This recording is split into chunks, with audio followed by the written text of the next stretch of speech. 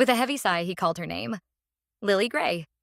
His voice was a mix of bitterness and icy calm as he admitted she had been acting very cute. But it was just a game, and they both knew it. His words cut through the air as he offered to call her by her real name, River Winstead. Or perhaps, he mused, he should call her the FBI's shrew. Every word was laced with the venom of betrayal. With a predatory smirk, he ordered her to open her mouth. His hand roughly gripped her face, but there was no fear in her eyes, only hatred. She mentally told him to fuck off, calling him a crazy bastard.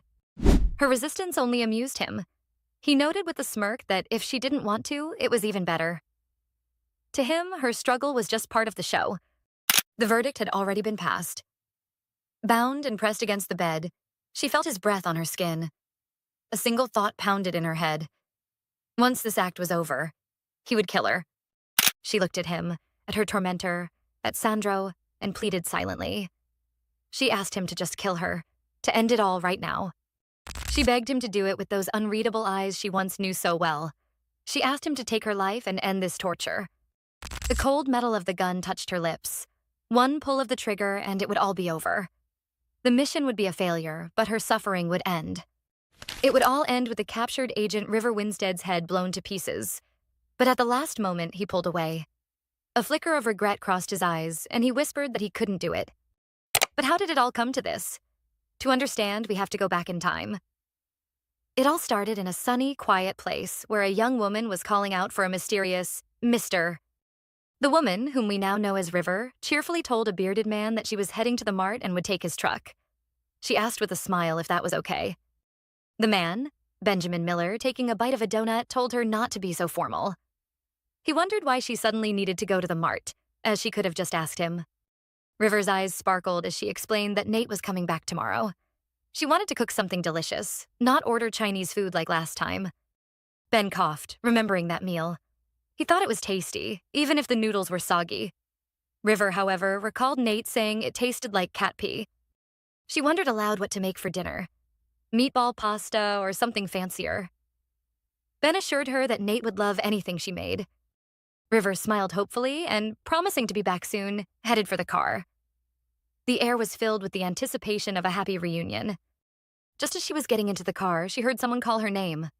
Turning around, she saw a familiar figure, and her heart skipped a beat. It was Nate Miller. He had arrived a day early, smiling broadly and waving at her. The joy of their meeting was written all over his face. River rushed into his arms, and they shared a tight hug right there in the parking lot. It was a long-awaited reunion, full of warmth and affection. Nate asked with concern if she was doing well, noting that she seemed to have lost some weight. He looked at her tenderly, calling her name. River brushed it off, saying it was just because they hadn't seen each other in a while. Her embarrassment was obvious. She chided him for not calling since he planned to arrive early, as she was just about to go to the mart. But their conversation was interrupted by the sound of an approaching car. An elderly man in a sharp suit got out of the car. He greeted River Winstead, asking how she had been. The joyful atmosphere instantly evaporated. River barely managed to breathe out his name, Jonathan. His appearance here meant nothing good, and her face turned pale. Jonathan explained that he had come on urgent business that needed to be discussed. Nate stood beside River, his face also turning serious. River asked hopefully if it was about her reinstatement. She stood before them, waiting for an answer that could change her life. But she immediately cut herself off. She wasn't expecting it and declared that if it wasn't about that, they had nothing to talk about. She knew an agent suspended for excessive force wouldn't be brought back so easily. Jonathan insisted she listen, but River was adamant.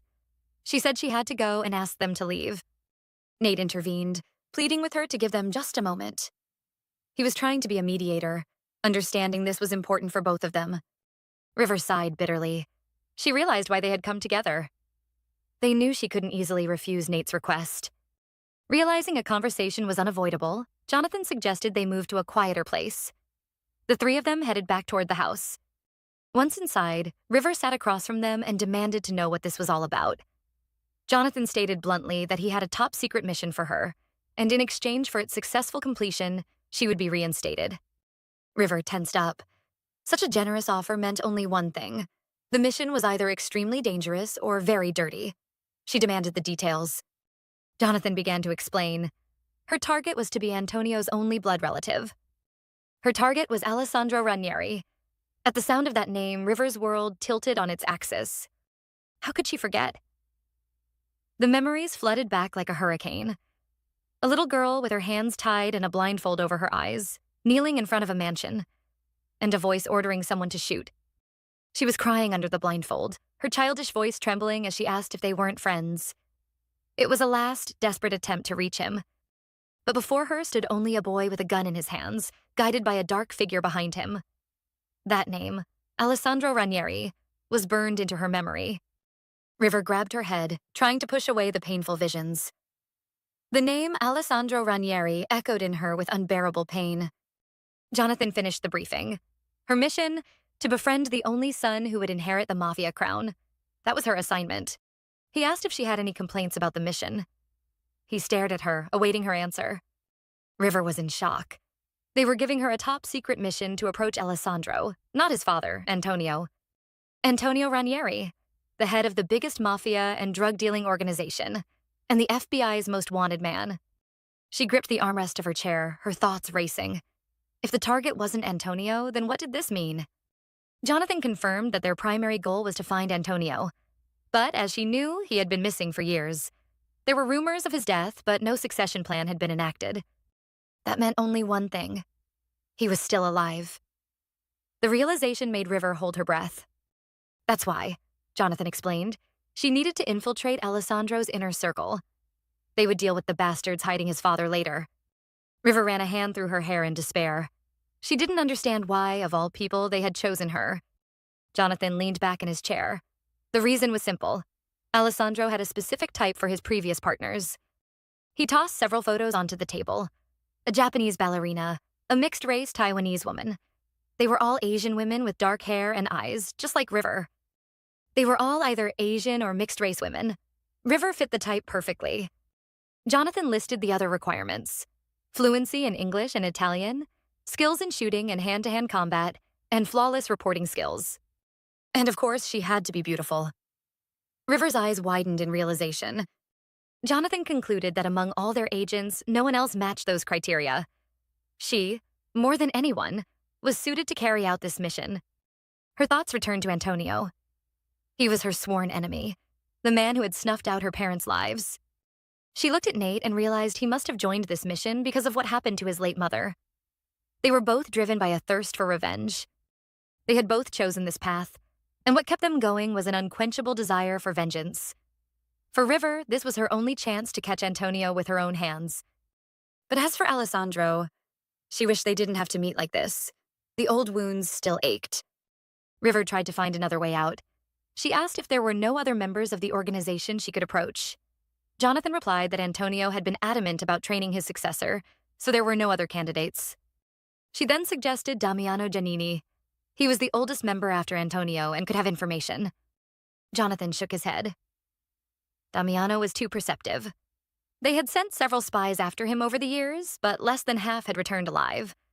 Alessandro was the only option they hadn't tried yet. Jonathan gave her a heavy look. He was about to voice the thing she dreaded hearing. River beat him to it with a bitter smirk. She asked directly if they were asking her to give away her body, to seduce him to get information. Nate cried out her name in shock, unable to believe she was saying it aloud. Jonathan ordered her in an icy tone to watch her words. His gaze was as sharp as a blade. But River exploded.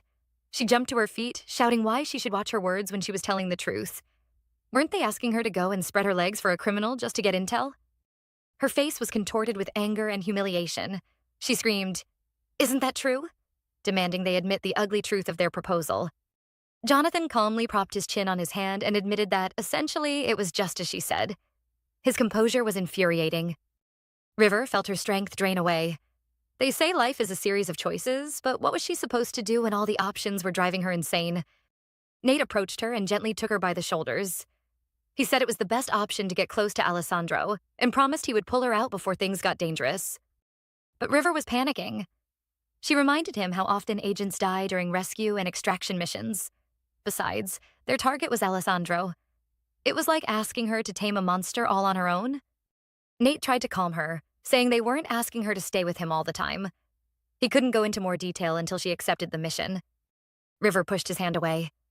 She asked bitterly if he seriously thought they were in the same boat here. Nate didn't understand what she meant. Trembling with fear, River explained that she was shaking just thinking about it. How could he think they were the same? She grabbed his collar, her voice breaking into a scream. She reminded him that he knew about her past with those bloody bastards. Nate admitted with pain in his eyes that he knew. River asked in despair how he could ask this of her, knowing everything. She said she would have done any other mission, no matter how dangerous. But asking her to give her body to them? How could he? Nate was silent, not knowing what to say. The weight of the situation was reflected in his eyes. With tears in her eyes, River whispered that he, of all people, shouldn't have made this proposition. She doubled over in pain and disappointment. She could have expected this from anyone else, but not from him. It felt like a betrayal. She thought they were like family. The thought broke her heart. Gathering her last bit of strength, she turned to Jonathan. She said she would pretend she never heard his proposal. With a cold glint in her eyes, she firmly stated that she was rejecting this mission. Meanwhile, in a noisy bar, the woman next to Alessandro asked why he was being so quiet. The atmosphere was lively, but he was lost in his own thoughts. The woman flirtatiously asked if he had any interesting stories to tell, because she was bored. She was trying to get his attention, but it was useless. Alessandro took a sip of his drink and clicked his tongue in disdain. He called her boring, making it clear her attempts were futile. River Winstead arrived at the disciplinary hearing and sat before the panel that would decide her fate. One of the committee members sternly stated that 1 or 2 shots would have been enough. He asked if there was a reason she had to fire 6 times, as shooting a suspect after he declared surrender was clearly excessive force. River just gave a wry smile. Surrender, she thought with contempt. To understand her reaction, we have to go back to that day. A drug addict had attacked a kindergarten. In the process of protecting the children, a young nursery teacher was killed. River, as part of the tactical team, stormed the room and yelled at the culprit to drop his weapon immediately.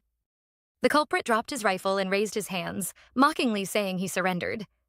River ordered him to get on the ground with his hands on his head. In the corner, terrified children were crying, calling for their moms. Their cries were heartbreaking. The children's cries threw River back to her own past, to the day when she, a little girl with a blindfold, had also called for her mom. Fury ignited in her eyes. The culprit, still feigning compliance, muttered that he hadn't done anything wrong, but his hand was slowly reaching for a pistol hidden behind his back. River noticed his movement. She screamed again for him to put his hands up properly. The culprit only regretted getting involved with drugs. But it was too late. River and her team opened fire, giving him no chance.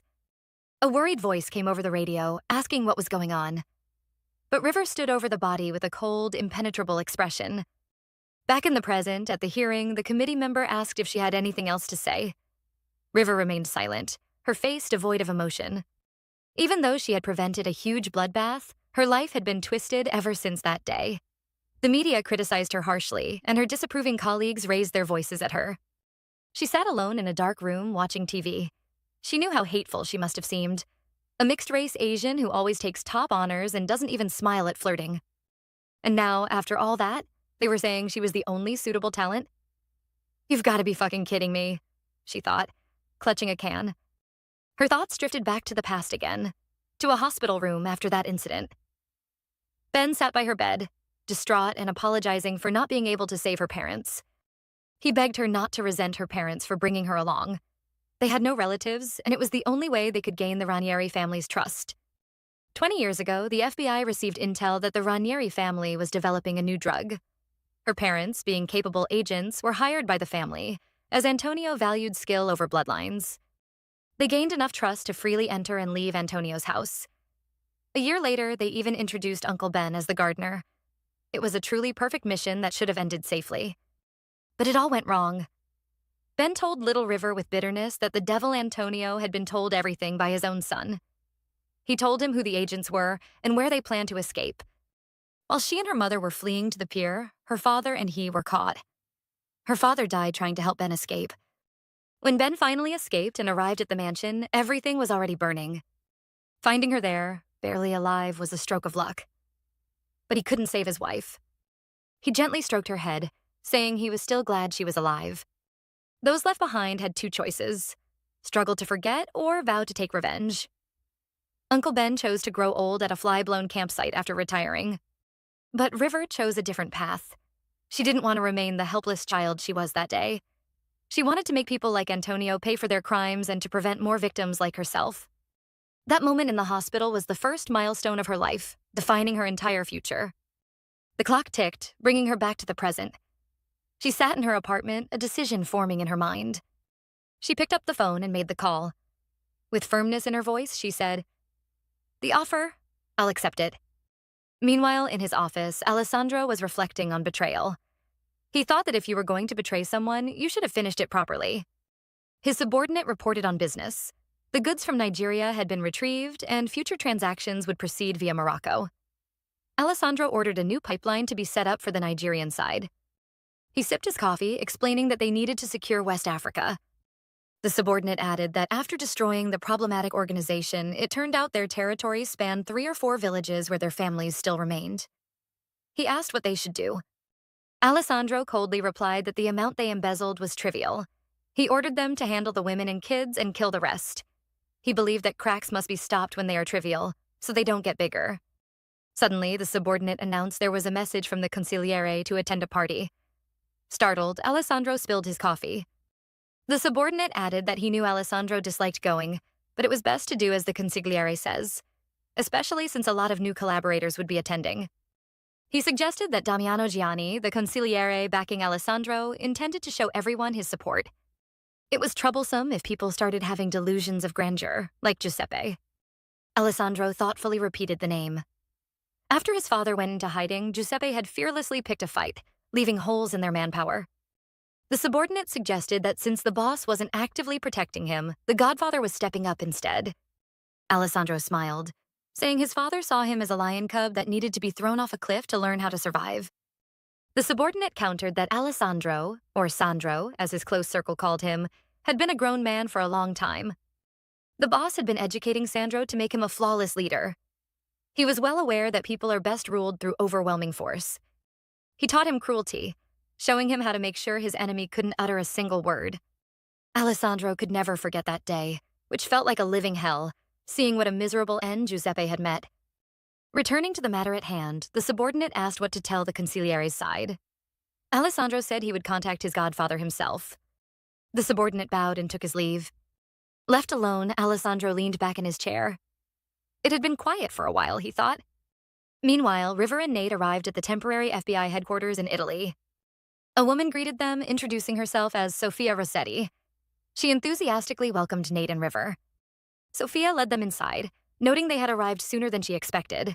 She mentioned that Jonathan Spencer, whom they knew, was in charge there. River was surprised to learn that Jonathan was in charge.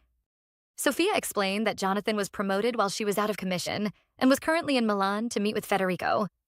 Sofia politely asked if they would mind leaving their luggage and mobile devices with her. She explained that personal mobile devices couldn't be used during the mission. Instead, she handed River a new device, explaining it was far more useful than an ordinary phone, with everything she'd need, including an app to copy phone numbers. Sofia said she would take their luggage to their rooms and ask them to wait in the conference room. She also reminded them that smoking was not allowed inside the building. Before they parted, Nate encouraged River not to be nervous and said he'd see her later. In the conference room, the briefing began. A photo of Antonio Ranieri, age 52, also known as Il Diavolo, appeared on the screen. He was the boss of the Ranieri family, a widower with one son. The Ranieri family was originally a small organization, but after Antonio took charge, it began to steadily grow, devouring everything in its path from local gangs to rival factions, until they reigned supreme. As she knew, he had suddenly disappeared 5 years ago. Everyone had searched for him, but not a single agent had been able to pinpoint his location. Many had gone missing during their missions. River thought grimly that missing agents shouldn't be treated like disposable objects. In this case, to say they were sacrificed would be more appropriate. However, the briefer said, they were expecting things to be different with his son. Alessandro Michael Ranieri, 28 years old, appeared on screen. Now that Antonio was gone, he should be the one calling the shots. Although he rarely made public appearances, the danger he posed was far greater than anyone else's. River had heard about his notoriety. He had earned the title, the Angel of Death, after wiping out a small organization single-handedly. Fittingly, his middle name was Michael, the name of an archangel. Jonathan pointed at her. Her role would be to become his partner. He explained that usually Alessandro would date a partner for a month or two before he cut her loose. During this relationship, she must extract as much information as possible. River asked where she would be meeting with him. At his house? Jonathan replied that he had never invited one of his partners home. He usually invited them to a hotel or a cruise ship. His house was somewhere in the southern region of Italy, but there wasn't much information available. Soon, the executives would be meeting in Milan. They were anticipating that Alessandro would attend a party 2 weeks prior. During those 2 weeks, she must remain nearby and wait for the right moment to strike. Jonathan handed her a note. In their group, there was an agent planted by the Italian government who had been undercover for several years. He would be taking her to the party. On the note were the names Federico Marvich and his niece, Lily Gray. Lily Gray, River thought. Neither black nor white, a color that doesn't stand out but can easily hide potential threats. Jonathan asked her to take a look at the document she got from Sophia. Her name, age, family, background, all of her information, down to the smallest details, was included in that file. She had approximately 1 month until her deployment. Jonathan told her to do her best to be prepared. River cut him off with a cool, "That's enough." Jonathan chuckled at her confidence. He playfully put a finger to her temple and warned her not to go blowing a hole in the target like last time. It would be a tremendous loss if he were to die without providing them any information. River took the stack of papers, coolly replying that she was aware of that fact, and he didn't need to bring up regretful memories. She understood that missions like this were conducted under the importance of secrecy. But if anything like this were to be revealed to the public, it would be a mission mired in human rights violations.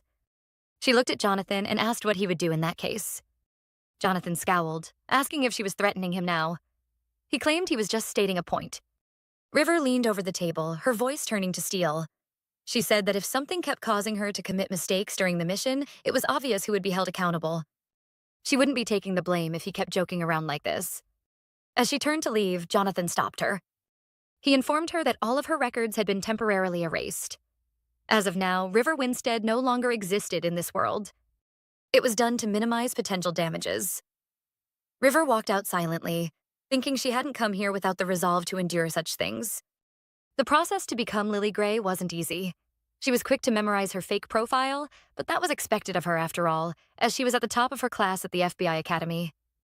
But Sophia would give her pop quizzes, waking her up on the second night of preparation to ask for Lily's social security number. The problem was her backstory. According to her profile, Lily majored in art history and worked as a curator. It was a life story tailored to pique the interest of Alessandro, a known lover of the arts.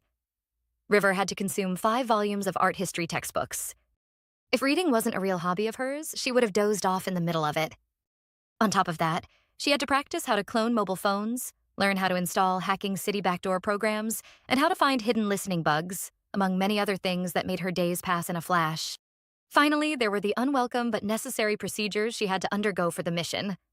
On the 3rd day of her mission prep, she was fitted with a contraceptive implant in her forearm, as it was more reliable than an IUD. The doctor asked if she suffered from irregular cycles, but River said no. The doctor also inquired if she had ever had any sexually transmitted infections. River hesitated. Should she tell her she had no real experience? She worried it would hinder the mission. And what if they dismissed her because of that? She bit her lip. They didn't tell her it was necessary to have experience in that department. Steeling herself, she replied, "I haven't."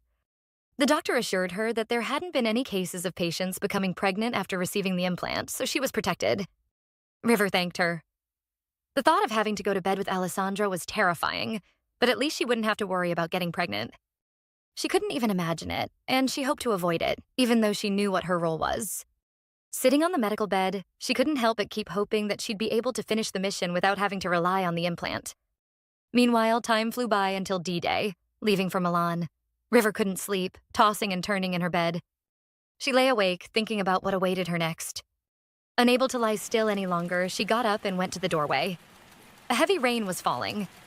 She held out her hand, catching the drops, and wondered if she should go look for an umbrella. Suddenly, she heard Nate's voice. He asked why she wasn't sleeping. He was standing in the rain, holding an umbrella. He came closer and she looked up at him. He said he wanted to talk with her for a moment. They stood together under a single umbrella, sheltered from the downpour. River lit a cigarette. Nate asked in surprise if she hadn't quit smoking after that incident, her suspension. River admitted that it was true she had started smoking again after that. She exhaled smoke and changed the subject, complaining that the campsite guests had been giving her a headache. Nate looked at her perceptively and asked if she was scared to meet an old friend again. River coughed in surprise, nearly dropping her cigarette. She gave a nervous smile and asked if he would believe her if she said no. Nate assured her there was nothing to be afraid of and that she would do great. He reminded her that Federico, the undercover agent, would pick her up tomorrow and that they would do their best to protect her too. He added seriously that if it got even a little dangerous, or if she wanted to quit, she just had to say the word. He would pull her out immediately, regardless of the stakes. Then he quietly said her real Korean name, Seol Ha. River looked at him. She had seen that look before. She knew what he was about to say. Nate asked her that when this job was over, he hoped she would accept his feelings for her. River thought that Nate was a good man.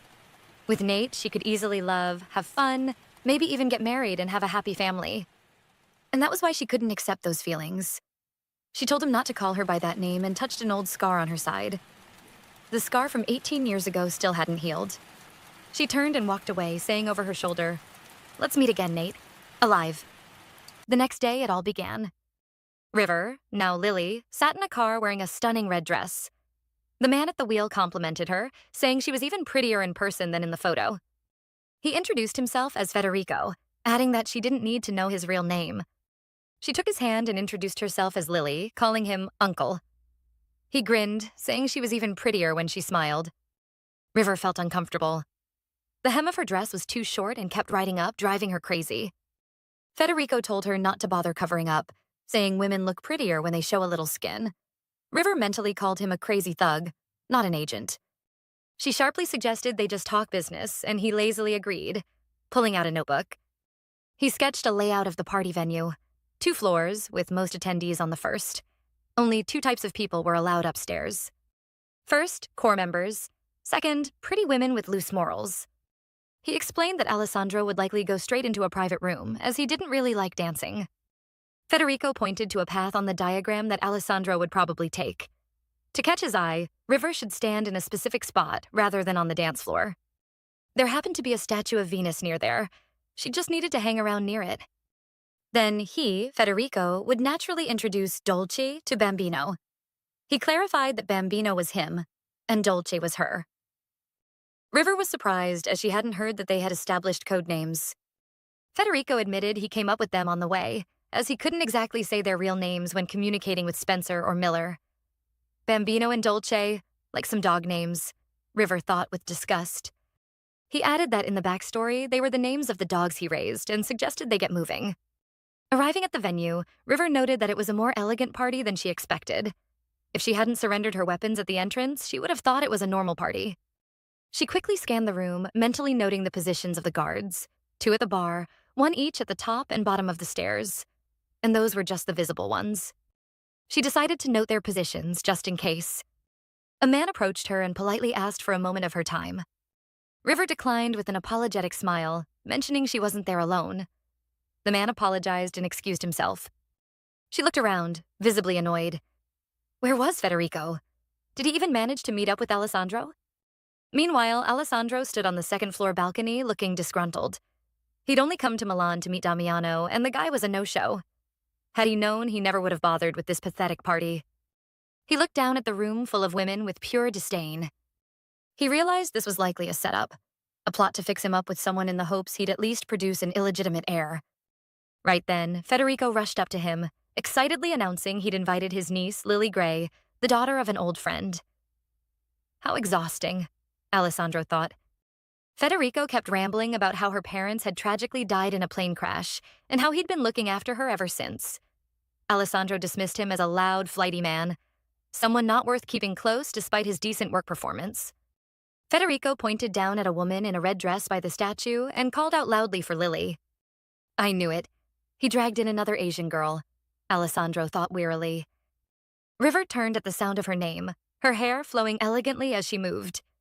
She flashed a wide, joyful smile and waved to her uncle.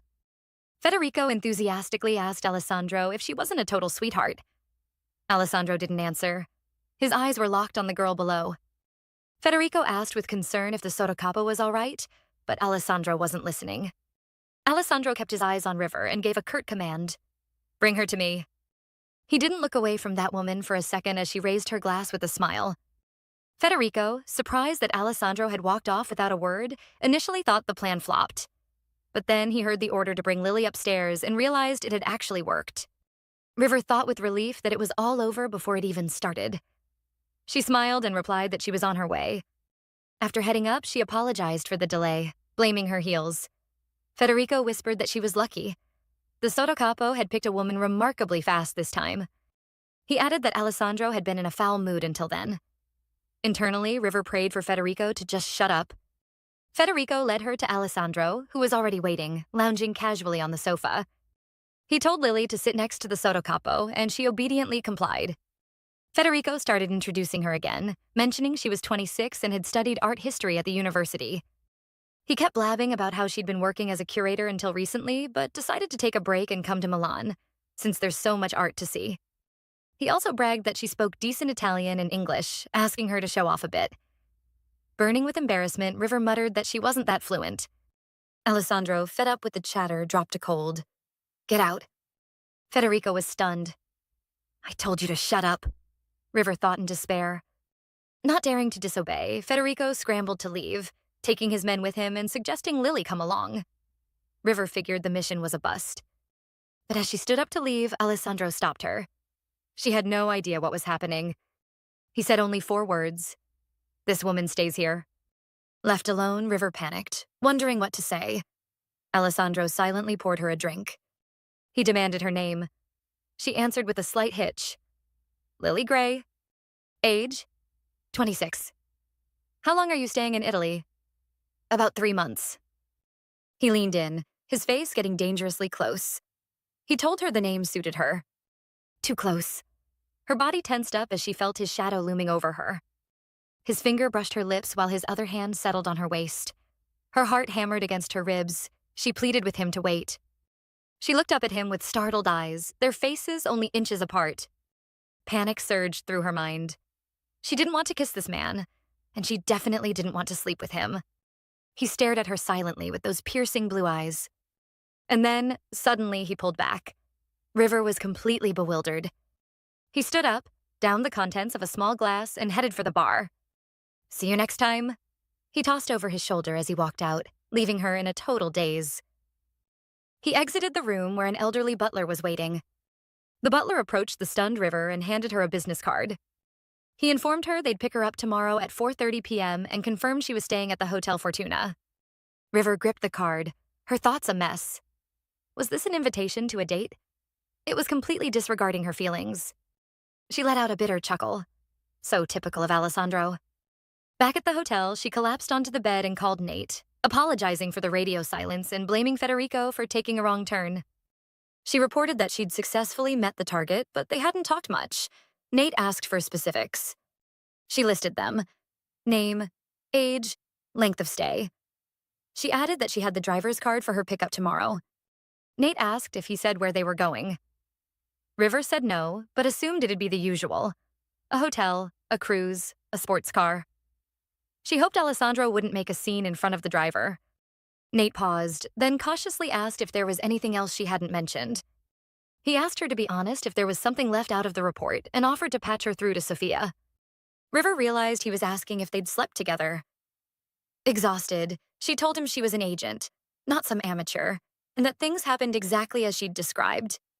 She assured him she understood the importance of the mission and would report everything without holding back. Saying she was wiped out, she said goodbye to Nate and hung up. She unzipped her dress, wondering why Nate even brought that up. He probably liked her and had been worried all day. But since she couldn't return his feelings, there was no point in adding more unnecessary baggage. She looked at her reflection in the mirror. Thinking back to their encounter, she recalled that Alessandro had very large hands with thick knuckles. He was well-built and incredibly tall. She hadn't expected him to tower over her like that. He'd changed a lot. Seriously, a lot. But then again, so have I, she thought, looking at herself. The next day, the driver took her to a modern building nestled in the mountains. It was the Galleria Fiore. River was shocked. It was an art museum, not a hotel. She'd assumed he dragged women straight to bed. The driver told her the Soto Capo was inside and that he'd wait out front. River thanked him and went in. She wondered if Federico had given her bad intel or if Alessandro's tastes had changed. She was leaning toward the former. A gallery employee greeted her, calling out, "Miss Gray." The employee smiled and informed her that her companion was waiting in the exhibition hall. River realized Alessandro must have ordered the staff to speak English. They were the only ones there. He'd clearly rented out the whole place. She walked through the hall, recognizing famous works she'd only ever seen in books. Looking at the art was nice, but that wasn't why she flew to Italy. She wondered how long he planned to just stare at paintings. To break the silence, she asked if he had a favorite artist. He turned and asked her the same question in return. She flirtatiously reminded him she asked first, then named Waterhouse and Dante Gabriel Rossetti. Alessandro concluded she had a thing for the pre-Raphaelites. She agreed, adding she was more drawn to the unique atmosphere of their work. She stopped and told him it was now his turn to answer. Without turning around, he named 3: Claude Monet, Joaquin Sorolla, and Henri Arpigny. River enthusiastically said she loved Sorolla too. The way he captured sunlight and happiness was perfect. She started thinking about who to pick as her absolute favorite when her gaze froze. They'd already reached the last painting. River realized that at this rate, she'd leave empty-handed. She summoned her courage and asked why he'd brought her here. Surely it wasn't just to look at art together. He coldly asked if he even needed a reason. She admitted she didn't know what he wanted from her, and it was making her anxious. He looked her dead in the eye and asked why she was so bothered by not being able to figure out his motives. Embarrassed, River stayed silent. Suddenly, she made her move. He grabbed her by the wrist and pulled her along. Alessandro pinned her against the wall and, leaning over her, asked if this was what she had meant. And before she could answer, he crashed his lips against hers in a passionate kiss. He pulled her close, his hands dominantly roaming her back. Her phone hit the floor as she lost her balance. His kiss was so deep and demanding she could barely breathe. She felt like she was losing her mind under the sheer pressure and passion. He pulled back, breathing heavily, and asked if that was what she wanted. Stunned, she could only whisper, "Yes." He ran a finger over her lips and told her not to worry. He had other motives too. The evening continued with dinner overlooking the city lights. Dinner ended without incident and without any real intel. The only plus was the delicious dessert. River thought they'd finally head to a hotel after dinner, but her predictions were wrong again. As she was getting out of the car at her hotel, the butler stopped her and asked her to take something. He opened a case containing the latest model smartphone. River recalled Federico's words. Usually, if Alessandro likes a woman, he goes to a hotel with her. Any woman who spends the night gets a new phone from his subordinate. It's the sign that she's become his partner. The butler confirmed it was a gift from the Soto Capo. River was floored. She hadn't even slept with him and was already getting the phone. They told her Alessandro would reach her at this number. Just as she was heading toward the hotel, Alessandro himself called out to her. He leaned through the car window and kissed her again, this time to say goodbye. Pulling away, he told her to wait. He'd be in touch soon. Meanwhile, Nate was standing on the street, nervously lighting a cigarette. "Damn it," he cursed. Jonathan walked up with a smirk and offered him a light. He mockingly commented on how it must feel to serve up the woman you care about on a silver platter. And on top of that, having to listen to a report about them kissing. With fake admiration, Jonathan said he really respected Nate. He told Nate to take his time and smoke up since he was clearly having a rough one. As soon as Jonathan left, Nate slammed his lighter against the wall in a rage. He grabbed his head. Did Jonathan seriously think he was doing this by choice? River, lying in her room, reflected on the recent events. She was sure she'd end up in his bed soon. Who would have thought it would turn into normal dates? He said he had other intentions, so why wasn't he making the next move? She even started to wonder if he had some performance issues. But Federico said all his past partners were satisfied, and if the problem was her, he wouldn't have picked her in the first place. Besides, based on what happened at the gallery, she blushed, remembering their kiss. No, he was definitely fine.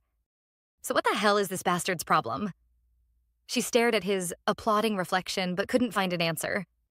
She reported to Nate over the phone. Today was the ballet. Last time was the theater.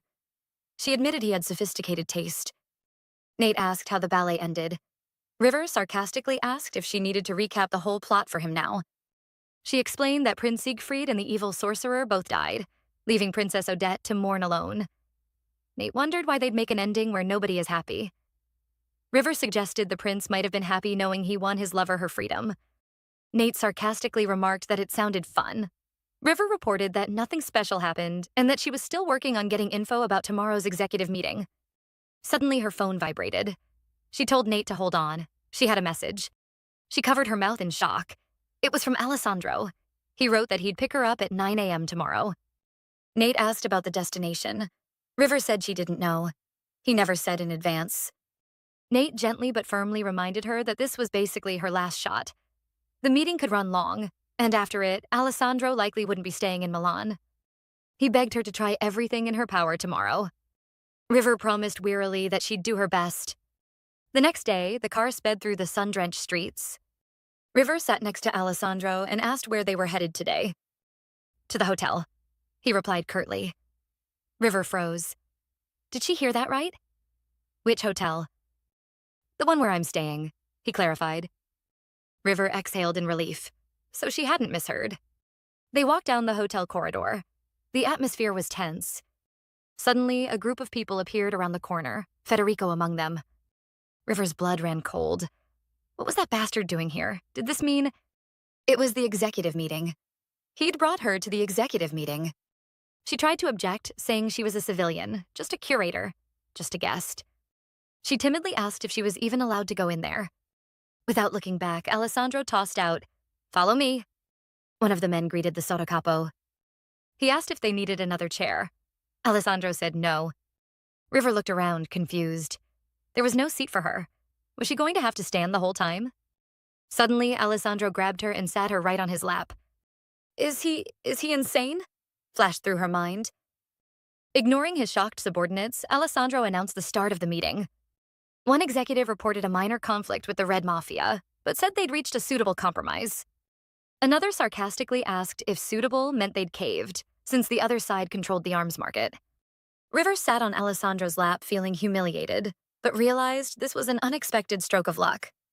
She was hearing info that even the police couldn't get their hands on. The discussion moved to weapons import issues. The police were finding it easier to track them, and there were no large warehouses left in the country. Someone suggested moving the warehouses from the mainland to the islands. At that moment, Alessandro's hand started wandering up her thigh, and River barely stifled a moan. She felt like she was losing her grip on reality from his touch. What the hell is this bastard packing? She thought in a panic. It through the fabric. She'd been in that awkward position for over an hour, and her body was aching. But if she leaned back, she'd basically fall into his arms. Meanwhile, the meeting went on. It turned out they'd been searching for uninhabited islands for a month and were already building secret warehouses. They were looking at Greece or Croatia, where the economic slump continued. Alessandro asked if there were any more questions. One of the senior members timidly asked if there was any news from Boss Antonio. Finally. River tensed up. There hadn't been a trace of Antonio's whereabouts for years. "Tell us, Alessandro," she pleaded mentally. "Now," screamed her brain. With cold curiosity, Alessandro asked why he was asking. The old man explained it had been 5 years since Boss Antonio went into hiding. None of them had talked to him directly, and even the consigliere hadn't said anything lately. The last news was a year ago. Alessandro cut him off, asking in a freezing tone if he had business that needed to go to his father behind his back. The old man shook his head in terror, swearing that wasn't it. Alessandro checked his watch. "Time's up," he announced. He stood up, stating he had other business and the meeting would continue tomorrow. He turned to River and suggested they head upstairs. She realized that was the only reason he'd brought her. She was just a pretext to end the meeting. Was he trying to hide his father's location, or did he not know himself? They headed for the elevator. Heading upstairs meant going to his suite. This time, she had to squeeze info out of this prick. This might hurt, but it shouldn't take long, she thought with determination. Entering the room, she gasped. It wasn't just a room. It was practically a house. Alessandro told her to make herself comfortable and started unbuttoning his shirt. Should I get ready too? She wondered. Suddenly, there was a knock at the door. Who would be knocking at a hotel? She wondered. A man entered. River recognized him. It was the same man she'd seen at the meeting earlier. The man reported that the meeting was moved to tomorrow and asked for instructions. Alessandro said none for now. The man said he'd be on standby until tomorrow. Alessandro nodded. River watched in confusion as the man didn't leave but instead headed up the stairs to the second floor. What was going on? Why isn't he leaving? Did he really want someone to watch them? She thought in a panic. Federico's intel hadn't mentioned anything like that. The man approached her and introduced himself. Paolo Verolini. She asked him to call her Lily and complimented his English. He said it was a job requirement. River realized Paolo wasn't part of the Ranieri family, but as the heir's loyal henchman, he had to have valuable info. She decided to feel him out. She mentioned that at the meeting, someone had asked about Alessandro's father, Boss Antonio. She asked if everything was okay. Paolo assured her it wasn't that dire. He explained it was basically a power struggle between father and son. Simply put, the family was split. Some backed Antonio, others backed the Sottocapo. At the same time, nobody disputed that Sandro was the heir. The problem was that Sandro had been acting boss for a long time while Antonio was in hiding. The Sottocapo's supporters felt they should just move forward with the succession. On the other hand, the opposition argued they couldn't make Sandro boss until his father's death was confirmed. Both sides had a point. River thought that made sense. Knowing Antonio's character, he wouldn't hand over power peacefully, even to his own son. Paolo added that Sandro himself didn't voice an opinion, but just loyally handled the family business. River wondered which camp that executive who asked the question belonged to. He seemed terrified of Alessandro. And most importantly, even if others didn't know, Alessandro. He had to know where his father was, right? He was his own son. Even if they didn't meet, would a father really not tell his son where he was? I need to latch onto something, even the smallest bit of info, she thought. Paolo started to answer, but Alessandro's voice cut him off. Paolo went silent. Alessandro told Paolo it looked like they were done. River cursed internally. She'd been played. This bastard never intended to tell her anything. He was just making sure nothing funny happened with his defenseless mistress. At that moment, Alessandro came down from the second floor. He'd just stepped out of the shower, wrapped only in a towel around his hips. River wondered if he was about to leave right then. Blushing, she timidly asked if she should wash up too. He gave her the okay, saying if she needed new lingerie, he'd have Paolo buy some. He called Paolo and ordered a robe and some women's underwear. River was stunned. Did this mean he never intended to sleep with her from the start? He made her sit on his lap at the meeting, and now that they were in his room, his subordinates were constantly in the way. She thought the moment had finally come, but he just sat his partner in the living room while he worked. Alessandro sat down in a robe and started browsing something on a tablet. River decided she couldn't back down. Simple seduction might be rejected, so she needed to touch on a topic that would definitely interest him. She started talking about the meeting, asking if that was what was bothering him. She mentioned Paolo said the disagreement was over his father. Alessandro replied it wasn't a new problem. River thought about how well they'd hidden the rift if even the police only found out recently. With a smile, she said he was still worried, wasn't he? She reminded him of the last painting they saw in the gallery, Caravaggio's The Incredulity of St. Thomas.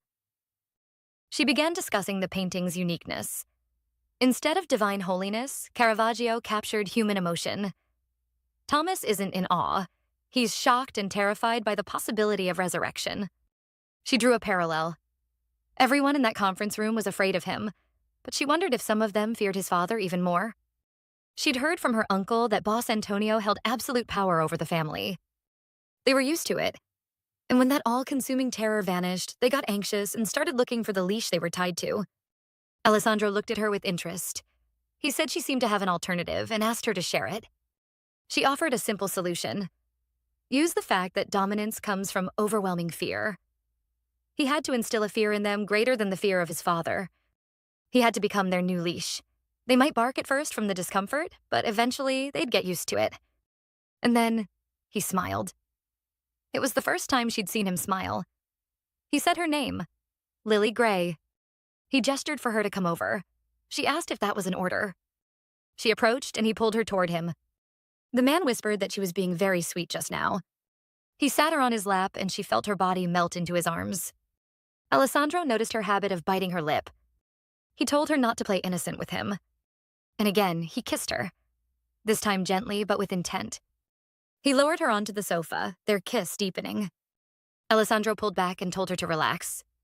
His hands began to wander over her body, exploring her most hidden places, making River tremble as she silently begged him to hurry. She touched her cheek and realized with surprise that she was crying.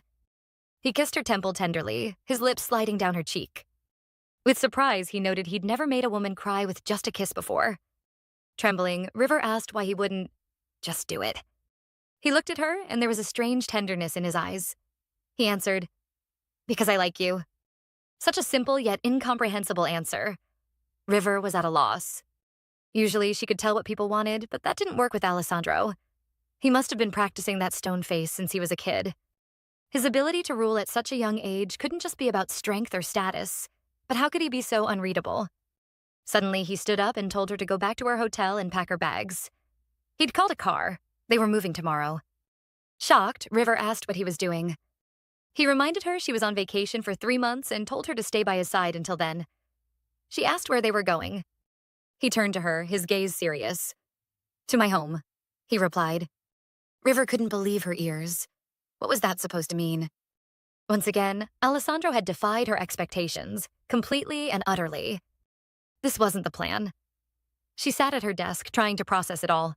The guy who never brought Mistresses home was inviting her in. Her role was to get close to the target and gather intel, not to live with him for months. Even for specially trained agents, that was a heavy lift. Sure, it was a great chance for intel, but the risk level was off the charts. Worst case, she'd face a miserable death.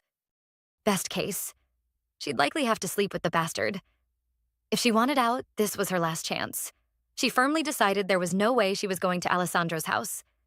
She picked up the phone to make the final call. Nate answered, surprised by her calling so early. She quickly laid out the situation. Alessandro took her to the executive meeting. Nate was shocked. The guy never brought partners to work events. And the kicker. Alessandro told her to stay at his house. Nate couldn't believe his ears. For 3 months until Lily Gray was supposed to go back to the States.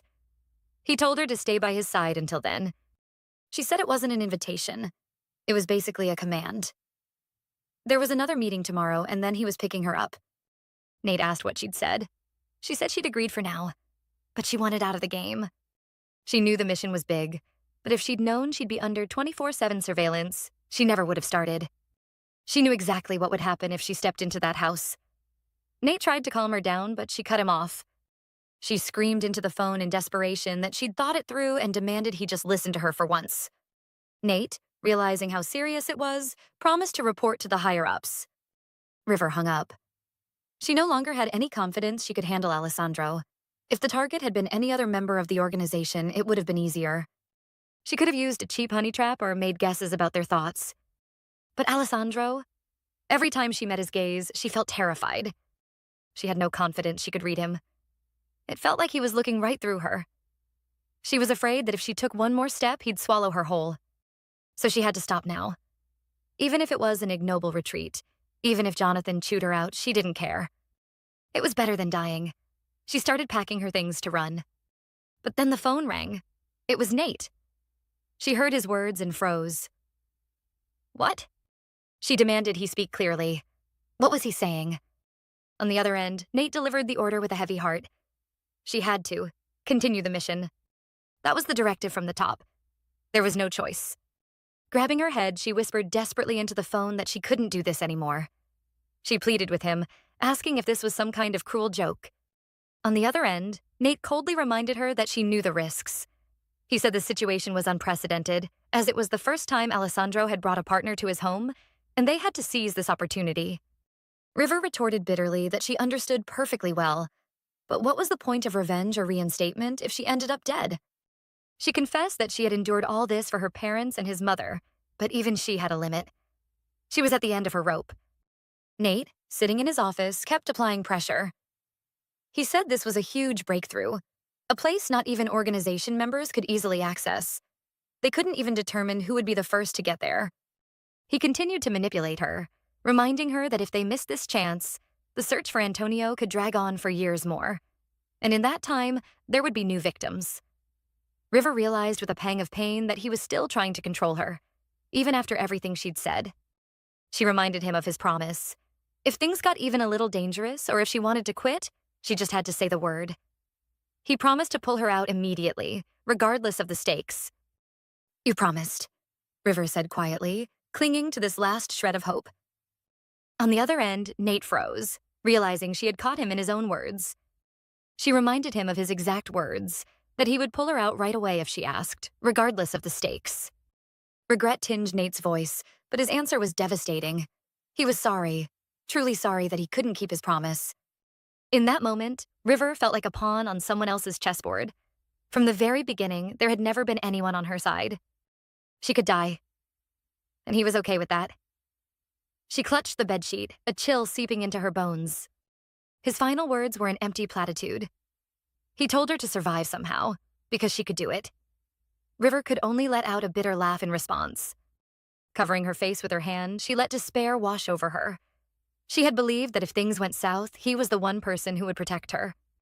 What kind of man would send a woman he likes to her certain death?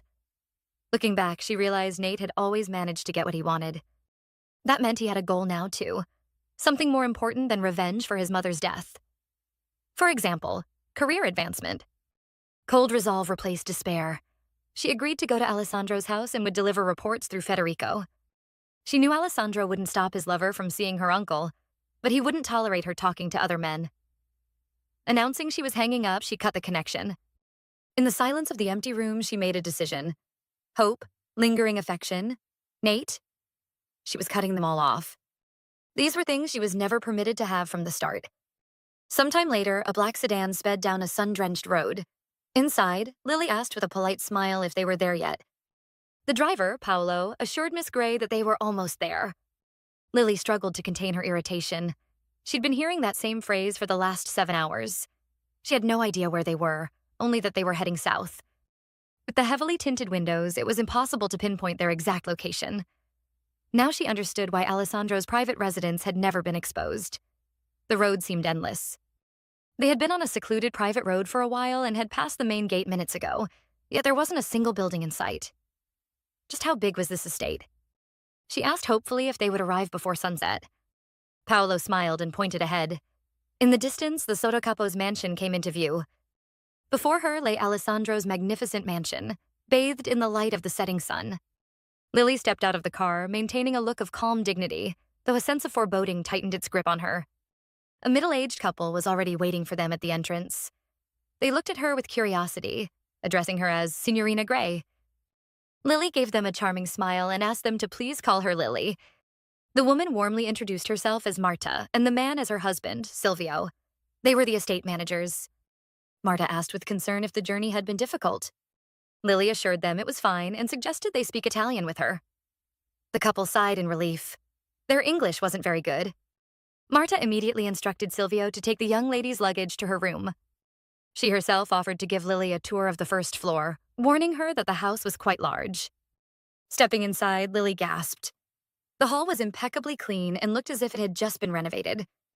Marta proudly informed her that all the artworks on the walls were famous originals. Lily noticed the surveillance cameras and understood they were there for a reason. When Marta said Lily could use anything in the house even when she wasn't there, Lily asked in surprise if she didn't live here with Alessandro. Marta explained that her and Silvio's house was separate, just a 10-minute drive away. For the mission, this was actually better. Fewer witnesses. They ascended a wide staircase to the second floor. Marta listed the rooms: Lily's room, Sandro's room, and the study. There was also a piano. Marta asked if Lily knew how to play, to which she modestly replied, "A little." Lily gazed in awe at the magnificent white grand piano. Marta pointed to the doors, explaining that the room next to the piano was the study, and the next one was Sandro's room. When Lily instinctively stepped toward Alessandro's bedroom door, Marta stopped her in a panic. She strictly warned that one should not enter his bedroom without permission. Sandro dislikes it. Lily apologized, making a mental note that even entering his bedroom required permission. Marta led her on to show her her own room.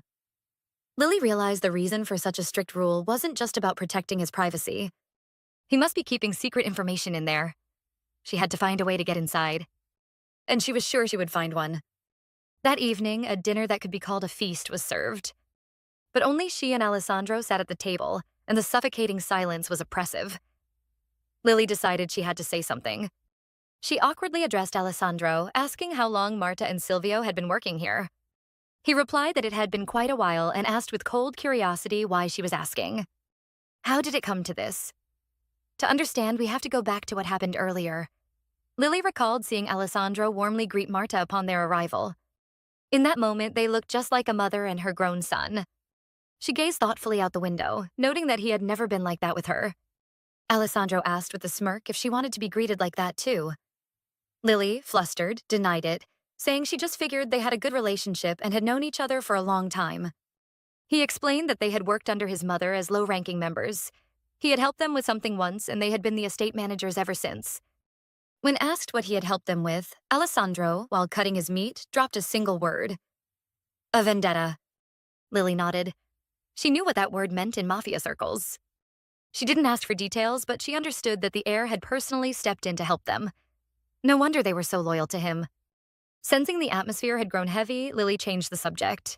She had heard he never brought other partners here and asked him directly why he brought her. Alessandro looked at her and asked if she had seen the paintings and statues in the hallway. She confirmed that she had. His piercing gaze seemed to look right into her soul as he asked what she thought of them. She gave a professional assessment. The works were good, aesthetically pleasing and well-maintained, some even worthy of a museum. He asked her directly if she liked them. And before she could answer, he said, "That's why." Lily's breath caught in her throat. Did he bring her because he liked her? Did she hold the same kind of value to him as these works of art? Alessandro interrupted her thoughts, saying she must be tired from the long ride and telling her to go rest. She asked what about him. He coldly replied that he had things to do in the study. The study, Lily repeated mentally, and with a flirtatious smile, she asked if she should wait. No. He cut her off and left without looking back. The next morning, the mansion was bathed in sunlight. Lily went down to the kitchen where Marta was already preparing breakfast and offered to help. Marta was surprised but pleased with the offer. It would get done faster if they worked together. She was going to make artichoke soup, and Lily assured her that she wasn't a picky eater. While they were cooking, Lily casually mentioned that she hadn't gotten a look at the study yesterday and asked if she could pop in before the meal. Marta replied that she would have to ask the young master directly about that. Of course, if anyone could just walk into the study, Marta would have shown it to her yesterday. The fact that Marta told her to ask Sandro meant he was the only one who went in there, just like his bedroom. That meant she needed his permission, and to get it, she needed to intrigue him somehow. Trying to find an opening, Lily asked if Alessandro had bought the house himself. Marta, with a nostalgic tone, explained that the young master had inherited the house from his late mother. They used to come here together every summer when he was a child. Lily immediately seized the opportunity and asked what kind of person Alessandro's mother was. Marta suddenly fell silent, then abruptly cut her off with an apology. She explained that there were rules in this house. First, do not enter the master's bedroom. Second, do not speak of what happens here to others. And lastly, her expression turning severe, under no circumstances was she to bring up the topic of his mother in front of the young master. Lily immediately apologized, realizing she had touched upon a forbidden subject. Marta softened, saying she should be the one to apologize. But since Lily wasn't just staying for a day or two, she had to know. At that moment, their conversation was interrupted by Paolo's voice from the doorway. He wished Lily a good morning. Paolo announced that he had brought what they had discussed last night. Lily had no idea what he was talking about. It turned out he was talking about her personal belongings. Paolo asked her to hand over her cell phone and personal computer for safekeeping, assuring her they wouldn't be inspected. Lily protested that she needed to contact her uncle occasionally. Paolo calmly replied that in that case, they would provide her with a new phone. He handed her a box. Lily realized it was a trap. Opening it, she saw an old flip phone. This was bad. Really bad. It was a clear move to prevent the boss's lover from contacting anyone other than her uncle. This complicated things immensely. That evening, the house was empty. Alessandro had left early and hadn't returned, and Marta and Silvio had gone home. Lily wandered through the quiet mansion. Her eyes fell on the piano. It had been a long time since she had played, and she decided to give it a try. Her fingers danced effortlessly over the keys, and the room filled with music. She was so engrossed that she didn't notice him at first. Alessandro was standing in the doorway, listening to her play. She froze, startled by his sudden appearance. He came closer, saying it sounded good, and encouraged her to play more.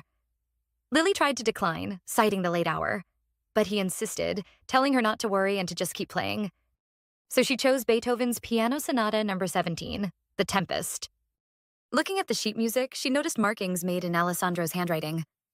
She remembered that they were both homeschooled as children. How did it come to this? A vivid memory from the past surfaced. A younger her, listening with delight as he played, begging him to teach her. Back in the present, Alessandro asked when she learned to play the piano. She replied that she was so young she didn't really remember. But considering how long it had been since she'd last played, she was doing pretty well. She added that it used to be her favorite song. Alessandro quietly asked if that meant she didn't like it anymore. Lily shot him a cold look and replied that a man who dwells in the past is quite unappealing. Alessandro placed a hand on the piano, leaning in toward her. He said she always defied his expectations in the most unanticipated ways. His hand cupped her chin, forcing her to look at him. He whispered that for some reason, he found himself wanting to tie her down so she couldn't slip out of his sight. He said her name, Lily Gray, and the sound was filled with a sense of ownership. And then he crushed his lips against hers in a hungry, demanding kiss. The kiss was more persistent than usual. Lily was breathless, unable to resist. Suddenly, he lifted her into his arms and sat her directly on the piano, never breaking the kiss. She was shocked by his audacity, but her body refused to obey her mind. She stammered that if they did it here, the piano, but he only asked if there was any problem with that. He didn't care. He suggested she consider this her playing as well. Things were getting more serious. He began to gently nibble her ear, sending waves of heat through her body. Lily realized she couldn't just sit there idly. This was also part of the mission, part of the plan. But could she really continue to provoke a man in a moment like this? "Grab me," he whispered, and she obeyed, feeling that something was different this time. Before, he hadn't liked it when she touched him. Now, he was demanding it. River thought that if they were really going to do this right now, they should at least change locations. But Alessandro didn't seem bothered by it at all. Leaving a soft kiss on her lips, he looked into her eyes and told her not to look away. His lips and hands were so gentle that she couldn't resist, feeling herself slowly losing touch with reality. So she gently pushed him away and asked him to do it quickly. After that encounter, where she had spent over an hour on Alessandro's knees, she clearly understood that this man was impressively well endowed. He kissed her demandingly before River realized there was no turning back. River felt tears streaming down her cheeks. Alessandro quietly whispered that she could bite him, scratch him, do anything, as long as she didn't run away from him. A little later, as he tried to catch his breath, Alessandro let out a relieved sigh. But suddenly, his gaze froze. "What the hell?" he thought. River had lost consciousness, and a few drops of blood fell onto the floor. But how did they get to this point? To understand, we have to go back to a hot summer day, a season she hated. The only good thing about summer was her birthday. But that year, her 7th, it looked like she would be spending it alone. Her parents had promised to come but hadn't even called. Little Seol Ha walked along the path, an ice cream in her hand. The heat caused the ice cream to slip off the stick and fall onto the pavement.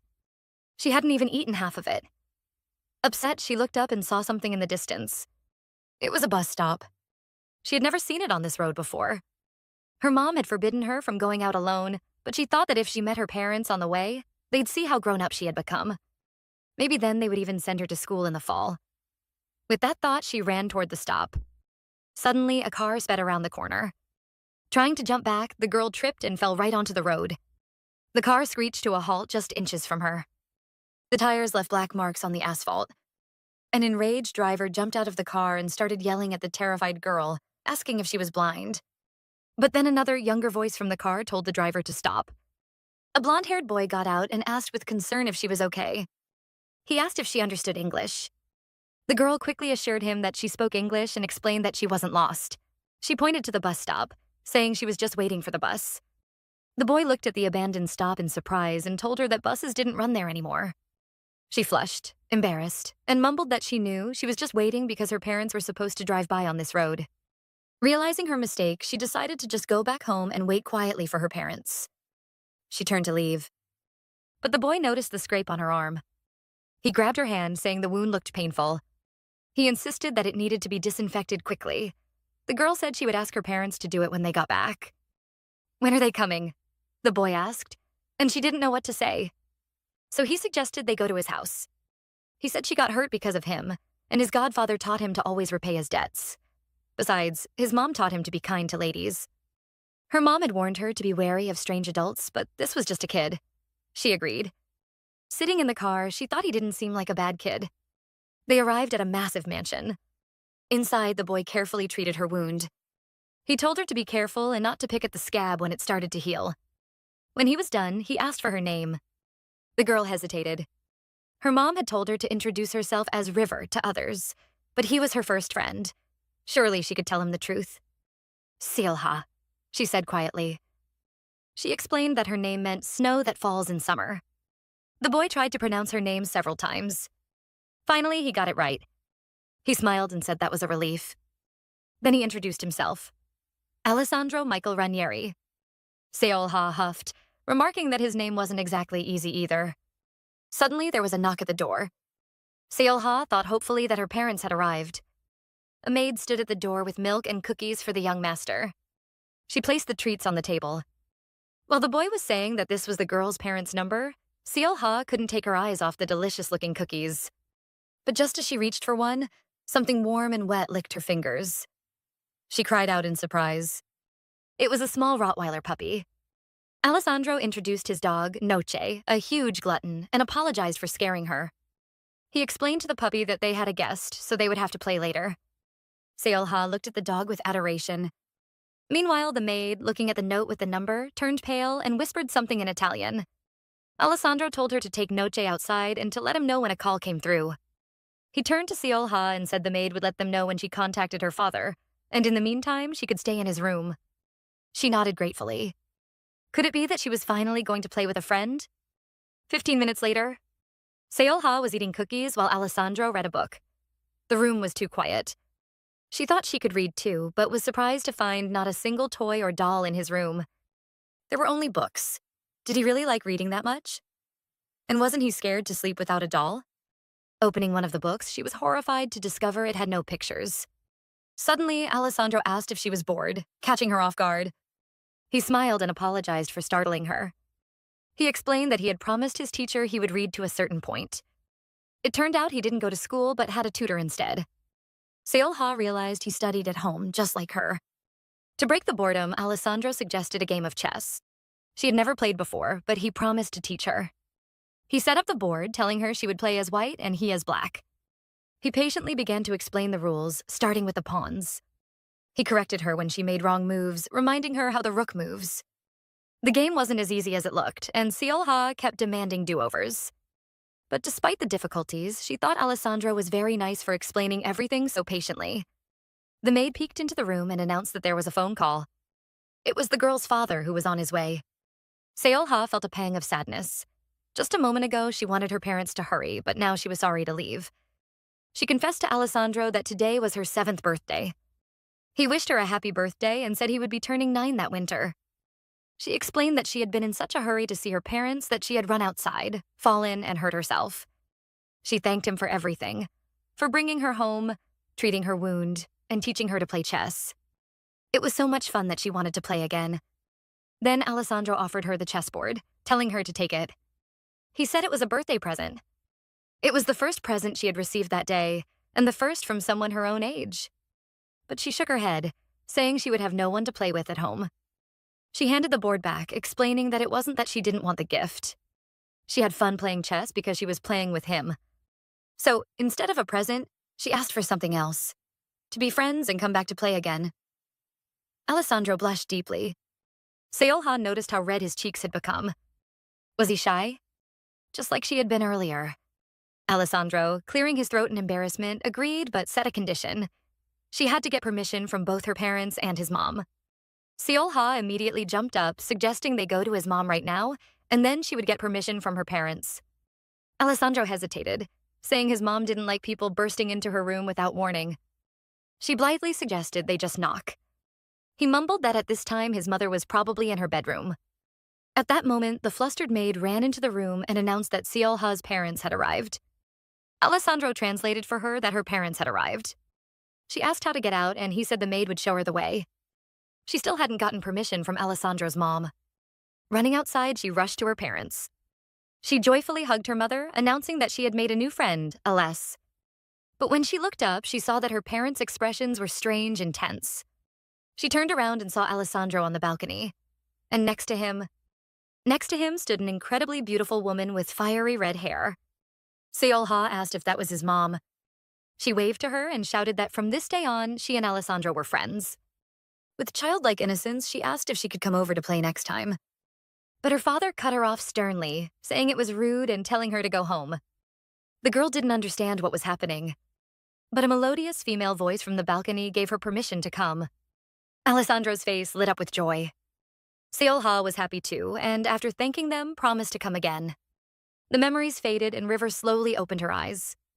She wasn't in the hotel, but in the room assigned to her in the mansion. She sat up in bed, every bone in her body aching. Sandro, that crazy bastard, she muttered. She couldn't believe he had done it right on the piano. She decided she would never touch that instrument again.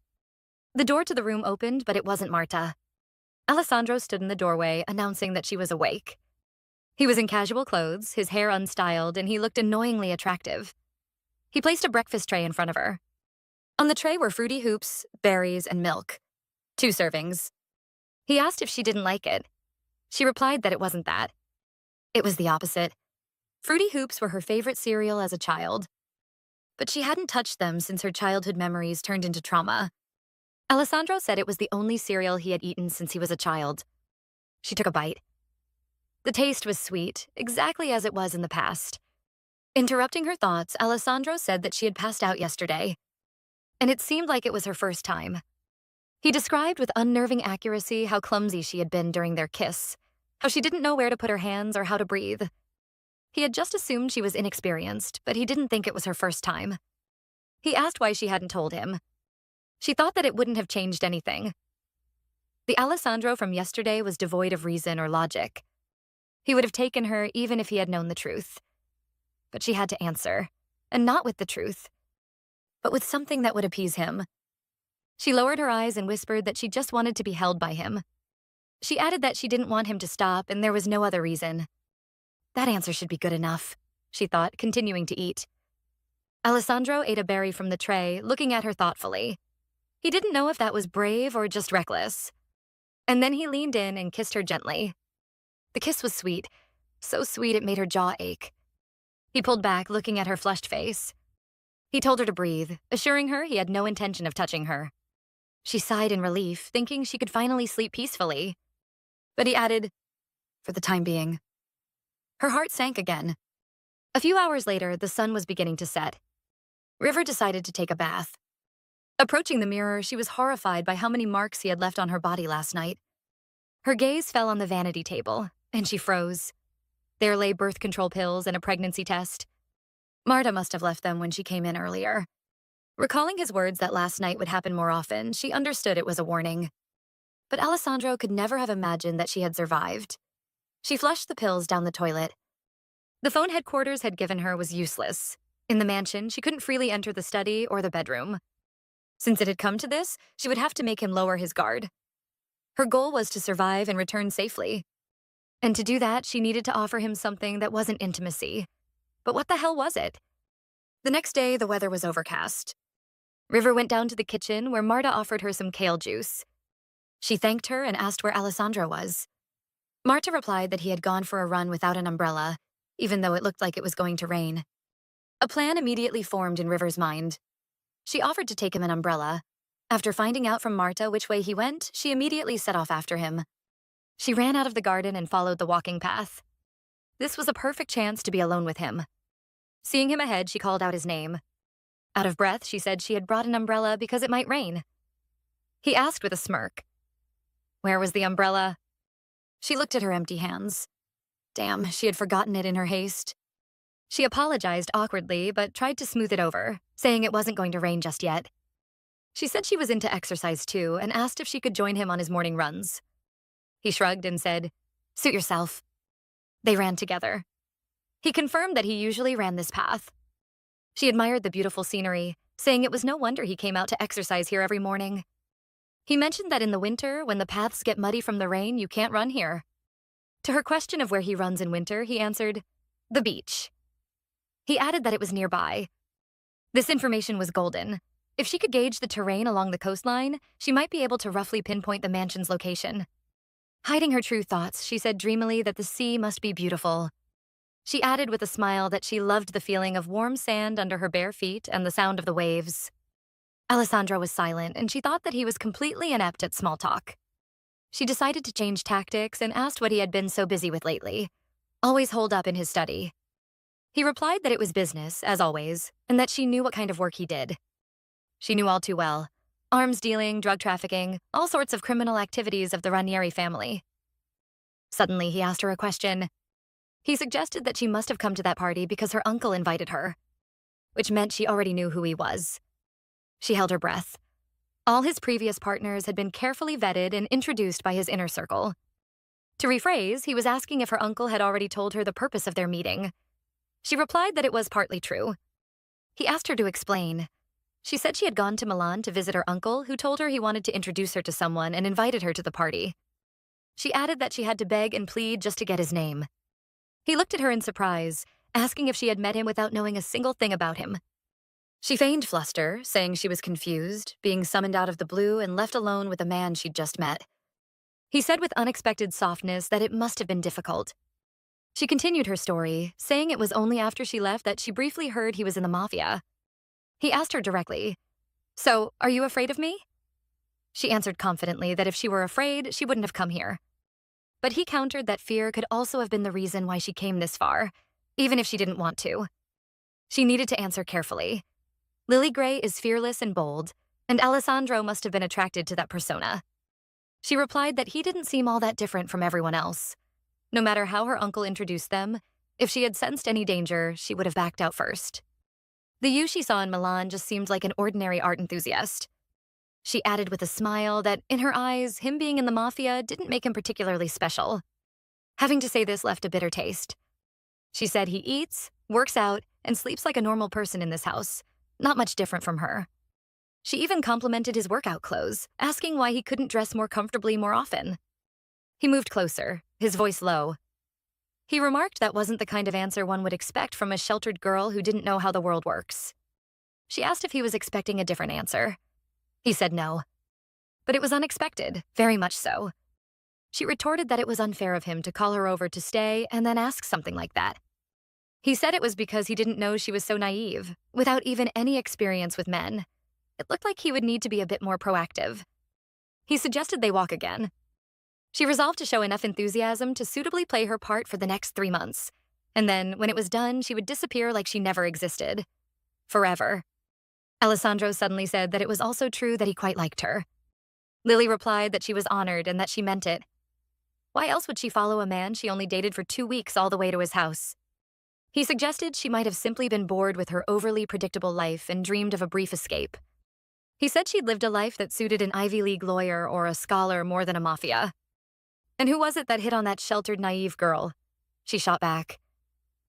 He replied with a predatory smile. I seduced that naive girl. At that moment, the first drop of rain hit her cheek. It started to rain. Alessandro said there was a shed nearby where they could rest for a bit. They took shelter in a small shed. He told her to sit, that she would warm up soon. He explained that this was where the hired hands who worked the olive harvest used to take breaks. Suddenly, his phone rang, and he stepped outside for a moment to take the call. Lily tensed. If it was a call from the estate, there'd be no reason to step out. So, it probably wasn't Marta. She tiptoed to the door, trying to overhear. She caught words about the goods, drugs, or the weapons mentioned in the meeting. Alessandro was talking about a new pipeline they declared at the last meeting, and that the flow mustn't be interrupted. Then he mentioned the storage. Lily guessed it was about weapons. Had they managed to secure a large warehouse somewhere in Greece? Or maybe Cyprus? Alessandro said he didn't care how much it cost. It would be a problem if Cesare's distribution network got disrupted right now. Judging by his tone, the other party must be Paolo or a subordinate of similar rank. He said he was outside and had company, so he had to go. Lily jumped back from the door just in time to avoid being seen. He peeked inside. He said breakfast would be late, but the rain had stopped and asked if they should go. She agreed with a relieved smile. That was close. She almost got caught. On their way back, she pointed to an empty plot of land and said it would look pretty with some flowers planted. He replied that it was just unused land now. She suggested planting something, like flowers that are planted in autumn and bloom in spring. He remarked coldly that if they bloomed next spring, she wouldn't be here to see them anyway. That's true. In a few months, Lily would be back in the US, but the plot looked a bit desolate. She argued that she wouldn't be there, but someone else would see the flower bed and think it was pretty. At least Marta would like it. Or maybe you, she added, looking at him. He softened and said if there was something she wanted to do, Silvio would help her. Sometime later, Alessandro was on the phone with his godfather. His godfather teased him about being holed up at home again. Alessandro assured him that he had handled the last job perfectly. His godfather retorted that it was a joke, calling him a humorless bastard. He said he was hoping to see him in Milan, but Alessandro apologized, saying something urgent had come up. When asked if the party was enjoyable, Alessandro replied that it was memorable. He recalled the woman in a bright red dress that didn't suit her at all, staring up at him from the first floor. The blue tracksuit she wore on her morning walk suited her far better. For Lily, red was lips swollen from kisses and flushed cheeks. That was more than enough. Lately, he found himself thinking about that naive girl more often. Give her the slightest opening, and she slipped in, rummaging through his head. But strangely, he didn't dislike it.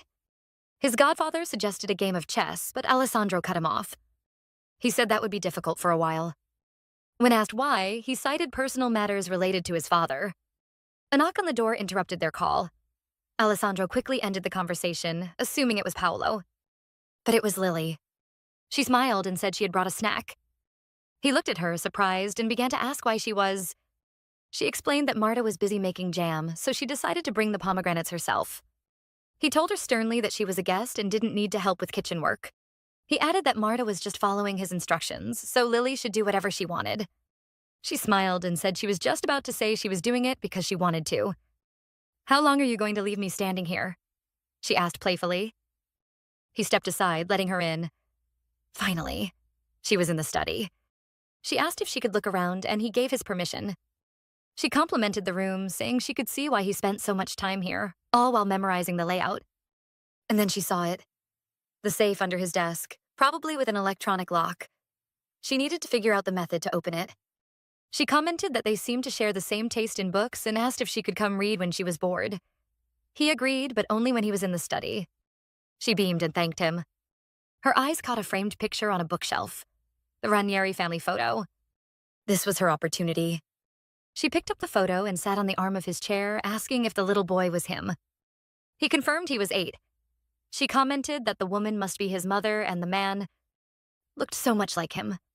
She asked if that was his father. She was naturally steering the conversation toward Antonio when her eyes caught something in the background. She hadn't noticed them before, mistaking them for part of the background. It was her mom and dad. She asked who those people were. Alessandro replied coldly that it didn't matter. They were dead anyway. "They're dead because of him," flashed through her mind. To say it so casually was tantamount to admitting he killed them. She needed to stay calm. She returned to the topic of his resemblance to his father, and he said he was like him in more ways than just his face. His hand came up to her chin. He listed the hands-on skills he learned from his father. For example, how much pressure it takes on the neck to knock someone out, or how to make sure the person stays conscious long enough. Things like that, he finished, his eyes glinting with a cold threat. She recalled her advice in Milan, saying it wasn't exactly groundbreaking and that he would have tamed them just fine on his own. It was cute, though, he added. He said she could have just told him to stomp on them, but the fact that she chose to compare it to a painting? He called her quite brave, much more than those cowards who crawl at people's feet to save their own skins. She wondered if that was a compliment or a warning. He noted that he'd told her 3 times already not to bite her lip and asked if she couldn't leave those lips alone. He gently touched her lip with his thumb, saying it was better than before. When he asked if she didn't like it, she replied, quite the opposite. He whispered that every time she did that, it made him want to not go gently. He's really going to kiss me this time, she thought. But she decided to take the initiative. They say people learn bad habits quickly. She said she thought she might learn something new while she was at it. He chuckled, telling her she was too eager to learn. He leaned in to kiss her.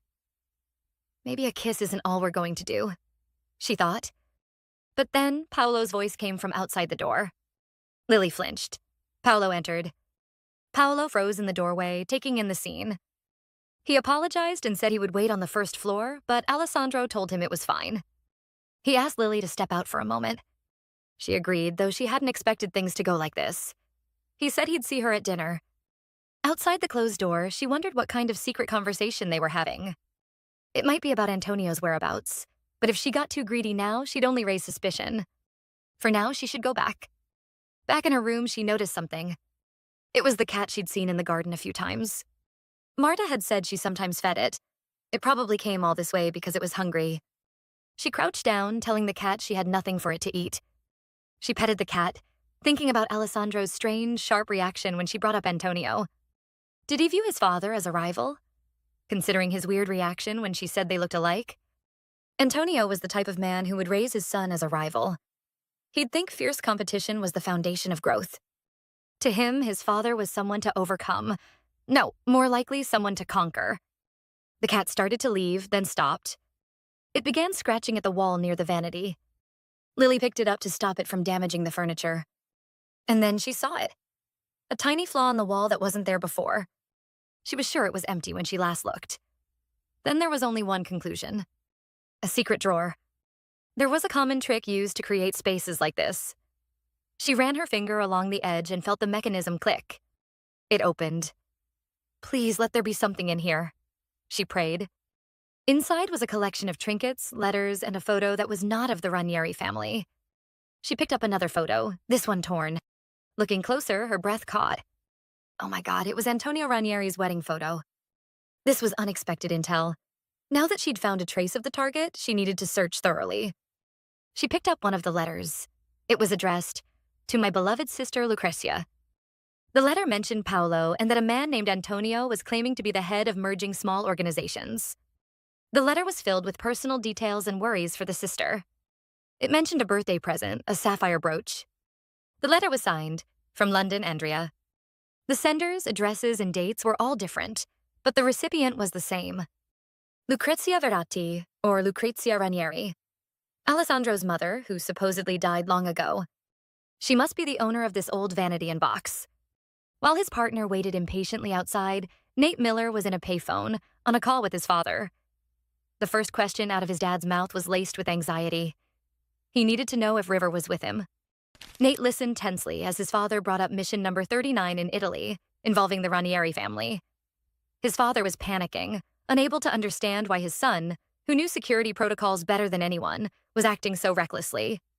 His father's voice grew more insistent, demanding that Nate and River return immediately because they had no business being there. Nate tried to calm him down, citing protocol, but that was a mistake. His father exploded, yelling into the phone for Nate to screw the protocol. Nate froze. He had never heard his father raise his voice in his entire life. The gravity of the situation hit him with renewed force. And then it clicked. This panicked fear was an echo of the tragedy from 18 years ago. Back then, his father had lost both his partner and his wife. Now he was terrified that Nate and River would suffer the same fate. Steeling himself, Nate firmly promised his father that they would both make it back alive. He asked for only one thing: to trust him. But on the other end of the line, his father was inconsolable. He tiredly muttered that Nate didn't know anything, that he didn't understand. His voice was filled with the bitterness of the past, memories of a time when he too believed everything would be fine, only for reality to prove cruel. Outside, Nate's partner was getting annoyed by the long wait. With a heavy heart, Nate said his goodbyes and hung up. The conversation left a suffocating feeling of guilt in its wake. Sometime later, Nate sat in a briefing, but his mind was elsewhere. He thought of River, whom his father loved like a daughter, and the fact that it was he, Nate, who had sent her into the enemy's den.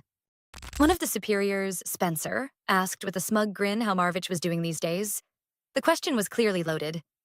The conversation at the table turned to how bringing in a partner was a common way for a family member to solidify their standing. For everyone but Nate, this was just another day at the office. Spencer noted with a satisfied look that he was impressed by River's skills. He even suggested she should specialize in these kinds of missions, since she was so good at judging situations. Those words were the last straw. Nate whipped around, his face contorted with fury. He couldn't believe his ears, accusing Spencer of throwing an agent into a beast's maw. In the next second, a chair flew back with a crash. Nate shot to his feet, unable to contain his rage, and screamed, "How can you even say something like that?" He leaned over the table, accusing his boss of deliberately picking vulnerable agents, like wing-clipped dogs, and exploiting their weaknesses instead of helping them.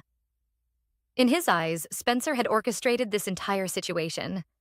Nate reminded everyone that River had never complained about anything. His colleague, Sophia, tried to stop him, calling him by his last name, but it was too late. Spencer watched him with cold indifference as Nate yelled that River was risking her life on the front lines right now.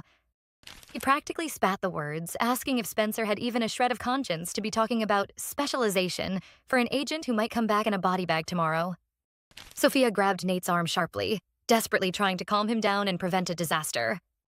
She quickly apologized and, using the excuse of needing to organize the supply room, dragged Nate out of the boardroom. She gently placed a hand on his shoulder and said they had to go, trying to diffuse the tension with a smile.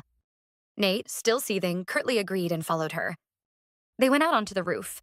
Sophia suggested he have a smoke to cool off.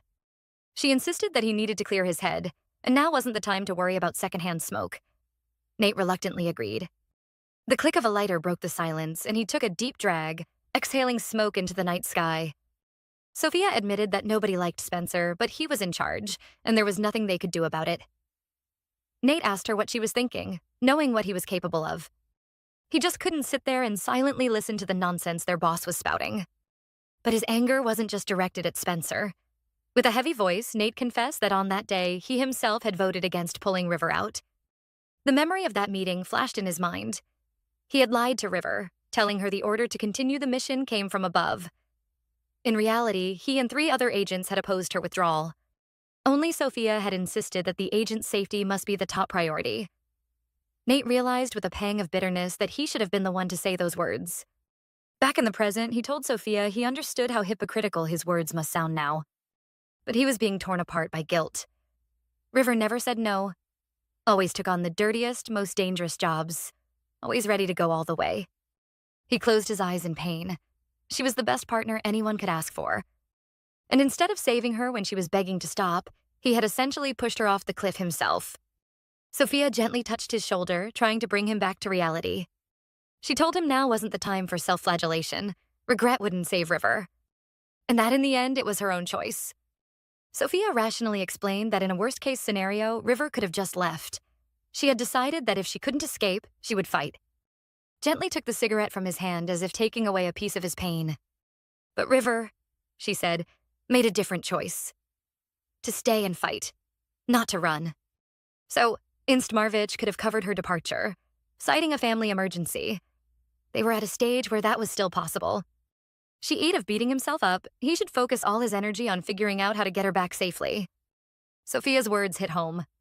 A faint smile appeared on Nate's face. He thanked her for the advice. With newfound resolve, he said it was time to head back. They had work to do. Nate's heart was still heavy, but thanks to Sophia, the fog in his mind was beginning to lift. Just as they were about to leave, Sophia suddenly stopped him, saying she had huge news. She asked if he remembered Alessandro Ranieri's old partner, the famous lingerie model who had long since retired. Nate frowned, searching his memory. The name surfaced. Courtney Lynn. Among all of Alessandro's partners, she was indeed unique in many ways. How did that come to be? To understand, one had to go back to events that happened earlier. Courtney Lynn, a Taiwanese American, was at the peak of her modeling career. But after being caught with illicit substances twice, she was forced to leave the industry. Rumor had it the FBI had known something important about her for a long time. Nate recalled that she had refused to cooperate, likely because her partner was a notorious Mafia boss. And here was the news. That woman, wanted in the U.S. for illicit substances possession, had just been caught in Tuscany. Agents were holding her before extradition. Sophia suggested they meet with her. Now that she was in a corner, she might finally talk. Nate agreed immediately. A spark of hope lit up in his eyes. They had to meet with her as soon as possible. Meanwhile, at the Ranieri mansion, River watched the rainy weather from her window, worrying about the servants, Marta and Silvio. She hadn't seen Paolo since yesterday either. She decided this weather was the perfect time to finally read the letters she had found. Sandro, she knew, was home, but he had been holed up in the prayer room all day and didn't seem to be coming out. She found it strange. Why the prayer room all of a sudden? He probably wasn't just napping in there. Maybe he was more religious than she thought. She remembered the day Marta had shown her the room. She had been struck by its beauty. Marta had proudly said it was the most beautiful place in the house, untouched by renovations. River had noticed a Bible on the altar then. She had thought the book looked ancient and should probably be replaced. But she quickly dismissed the thought, deciding not to touch anything unrelated to the mission. Marta, meanwhile, was enthusiastically talking about the stained glass window depicting the Virgin Mary. When Marta mentioned that the young master also came here sometimes, she suddenly cut herself off. as if she'd said too much. Visibly nervous, she immediately changed the subject and dragged River off to see the rooftop garden. Back in the present, River knelt on the floor before the music box. She was sure the letter from yesterday was from Lucrezia's older brother. Looking at the torn wedding photo, she pondered the tragic fate of Alessandro's mother. She had likely lost her family when their organization was destroyed, only to end up as the wife of their enemy. She began to read the first letter. It was addressed to My Lady. The writer mentioned hearing about the canceled honeymoon and advised her to rest at home due to her poor health.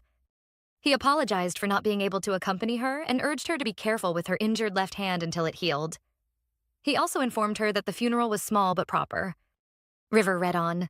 The writer had hired a trustworthy caretaker for the cemetery. Just as I thought, she mused. The main house had been disposed of per instructions, but the villa remained. The writer speculated that the boss intended to let her keep the building, as there had been no word of selling it. He asked her to focus on her recovery and promised to return before the weekend. River looked at her reflection, imagining Lucrezia in her place. What did a woman who had lost her family, been forced into marriage with an enemy, and was raising an unwanted child feel? Were her feelings similar to what River was experiencing now?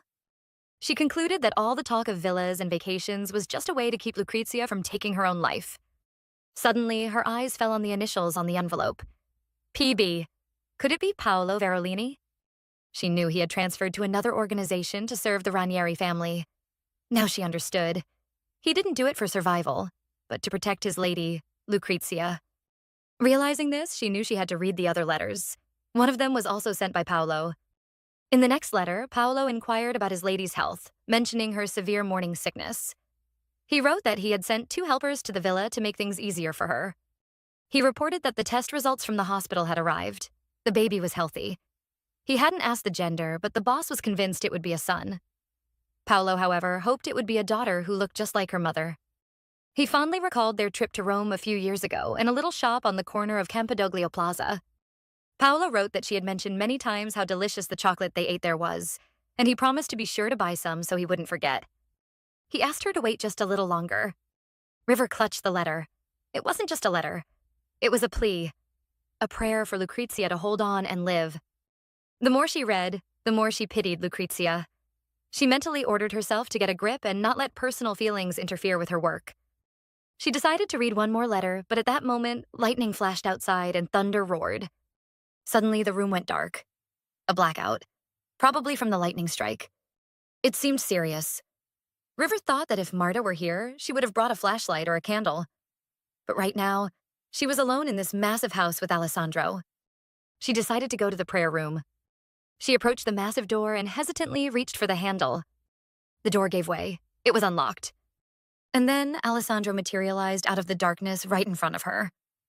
Looking for me? His voice was so close it sent a shiver down her spine. River flinched, pressing a hand to her chest in fright.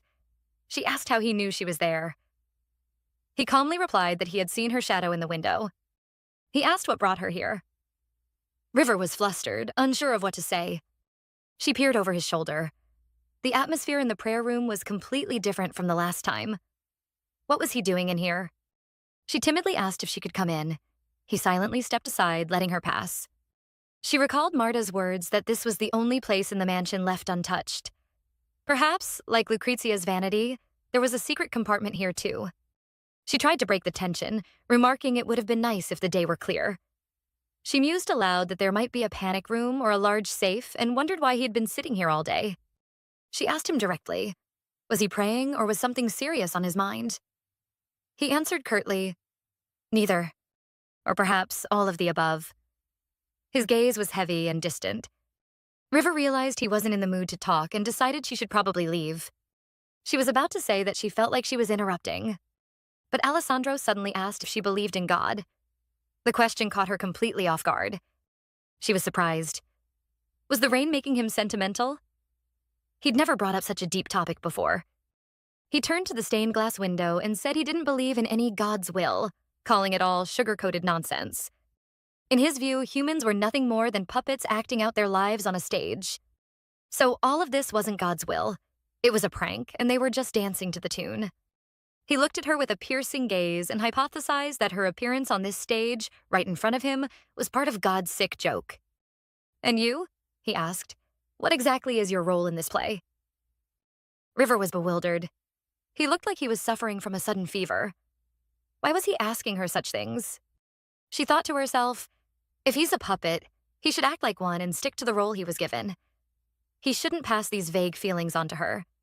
She walked closer and, looking at him, said that according to his own theory, she was just another puppet. She asked if she could sit, and he allowed it. They sat on the pew together. She continued, saying she didn't know her role, but one thing was for sure. She was just an extra who would be making an exit soon. She touched his face and suggested he think of it as a brief dream. She said she would think of it that way too, until the year ends. She asked coquettishly if the thought of parting made him sad, reminding him they still had plenty of time. A faint smile crossed his face, and he covered his eyes with his hand. River noted with relief that he was back to the usual Alessandro. She decided to change the subject and asked if he knew the power had been out for a while. She added that she had come to tell him about it. He remarked that it wasn't the first blackout. It had happened a few years ago during a storm. Then he asked with a slight smirk if she had come looking for him because she was scared. She retorted that she wasn't a kid. He said he was glad to hear it and explained that the emergency backup power kicks in automatically. He picked up a candle, saying they didn't have to worry about the security system or the fridge. But the lights and everything else were exceptions. They'd have to get used to the dark until it was fixed. She asked if there were any emergency flashlights. He replied that there were 2, one in the study, one in the kitchen. She was surprised there were only 2 in such a big house. He took her hand, saying it was enough, and led her to the study where there was a fireplace.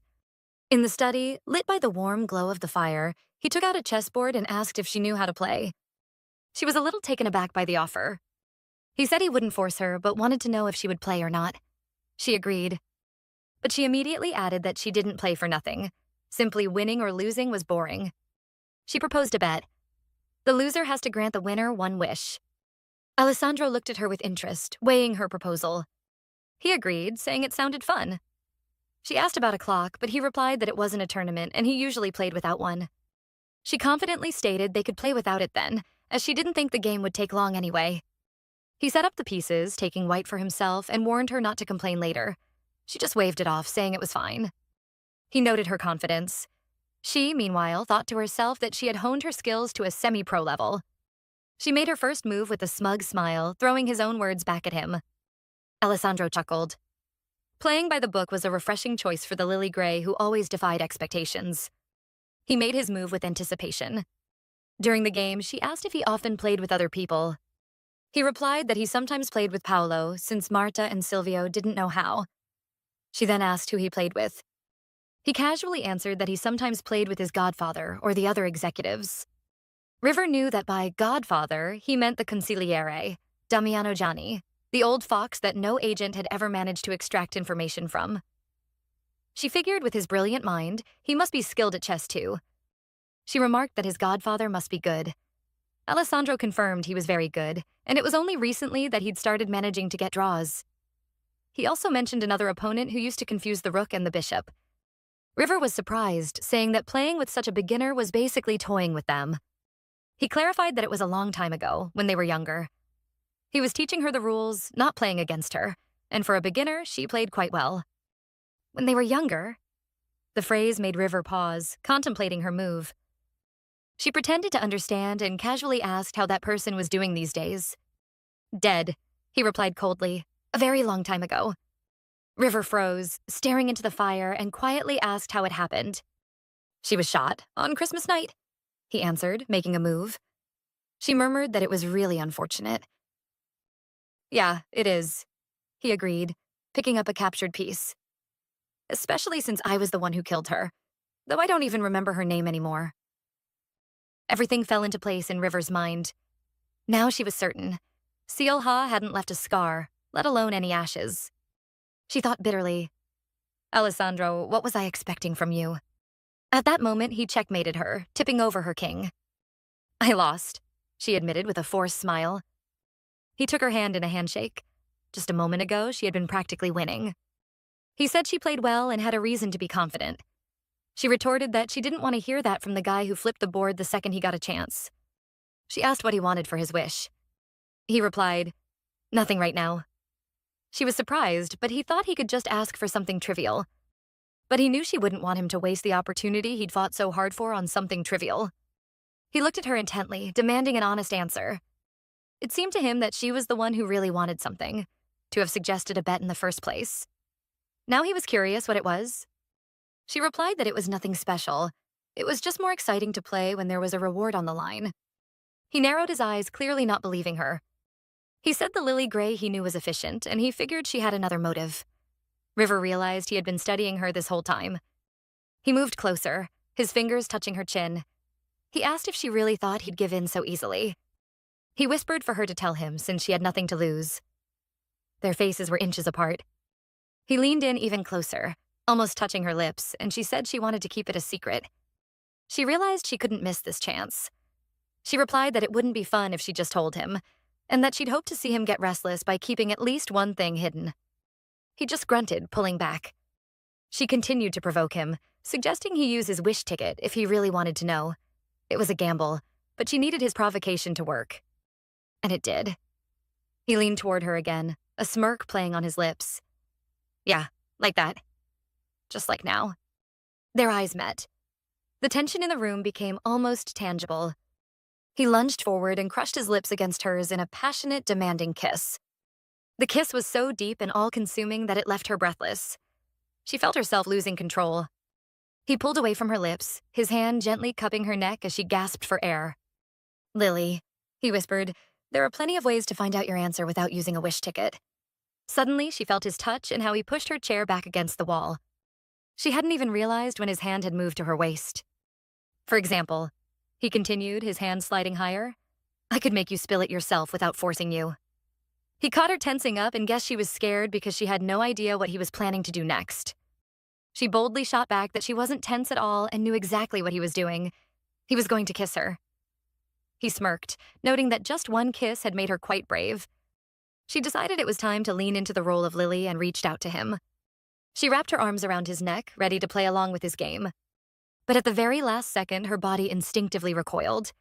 She just couldn't bring herself to kiss him. He caught her hesitation immediately. Internally, she was cursing herself, trying to force a smooth response or a joke, acting like it was no big deal. She realized he had never actually kissed her first. Sandra wanted her, and she was the one giving in. That was the last barrier protecting her true identity. She thought she'd completely erased herself in the role of Lily Gray, but she was dead wrong. He pulled back with a smirk, telling her it was a nice try, but she still had a lot to learn. Patience, he said, was the key. A second later, he kissed her again, but this time it was different. Slow, teasing, his tongue tracing her lips. He whispered for her to breathe through her nose, slowly. He issued a challenge. If she wanted to keep her secret, she'd have to try and hold out. If she impressed him, maybe he'd let her keep her mystery. He kissed her again, and this time she completely lost herself in the moment. A while later, she was lying in bed with Alessandro sitting right beside her. She opened her eyes, feeling her strength returning. He asked if she was finally awake. He let her know that 2 hours had already passed. Then he asked if she was finally ready to talk. He reminded her of their deal, saying she had nothing left to lose anyway. Hiding under the covers, she asked what he'd do if she still refused. He coolly replied that if she had enough energy for a second round, he was game. Terrified, she asked if he was actually serious.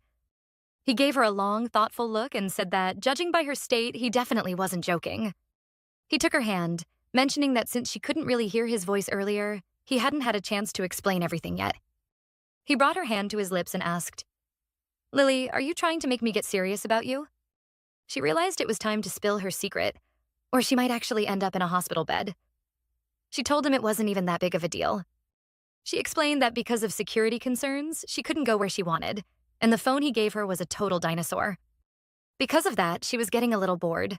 Since he was always home when he wasn't working, it was hard for her to just ask him to go out, especially since he didn't seem like the type who liked crowds.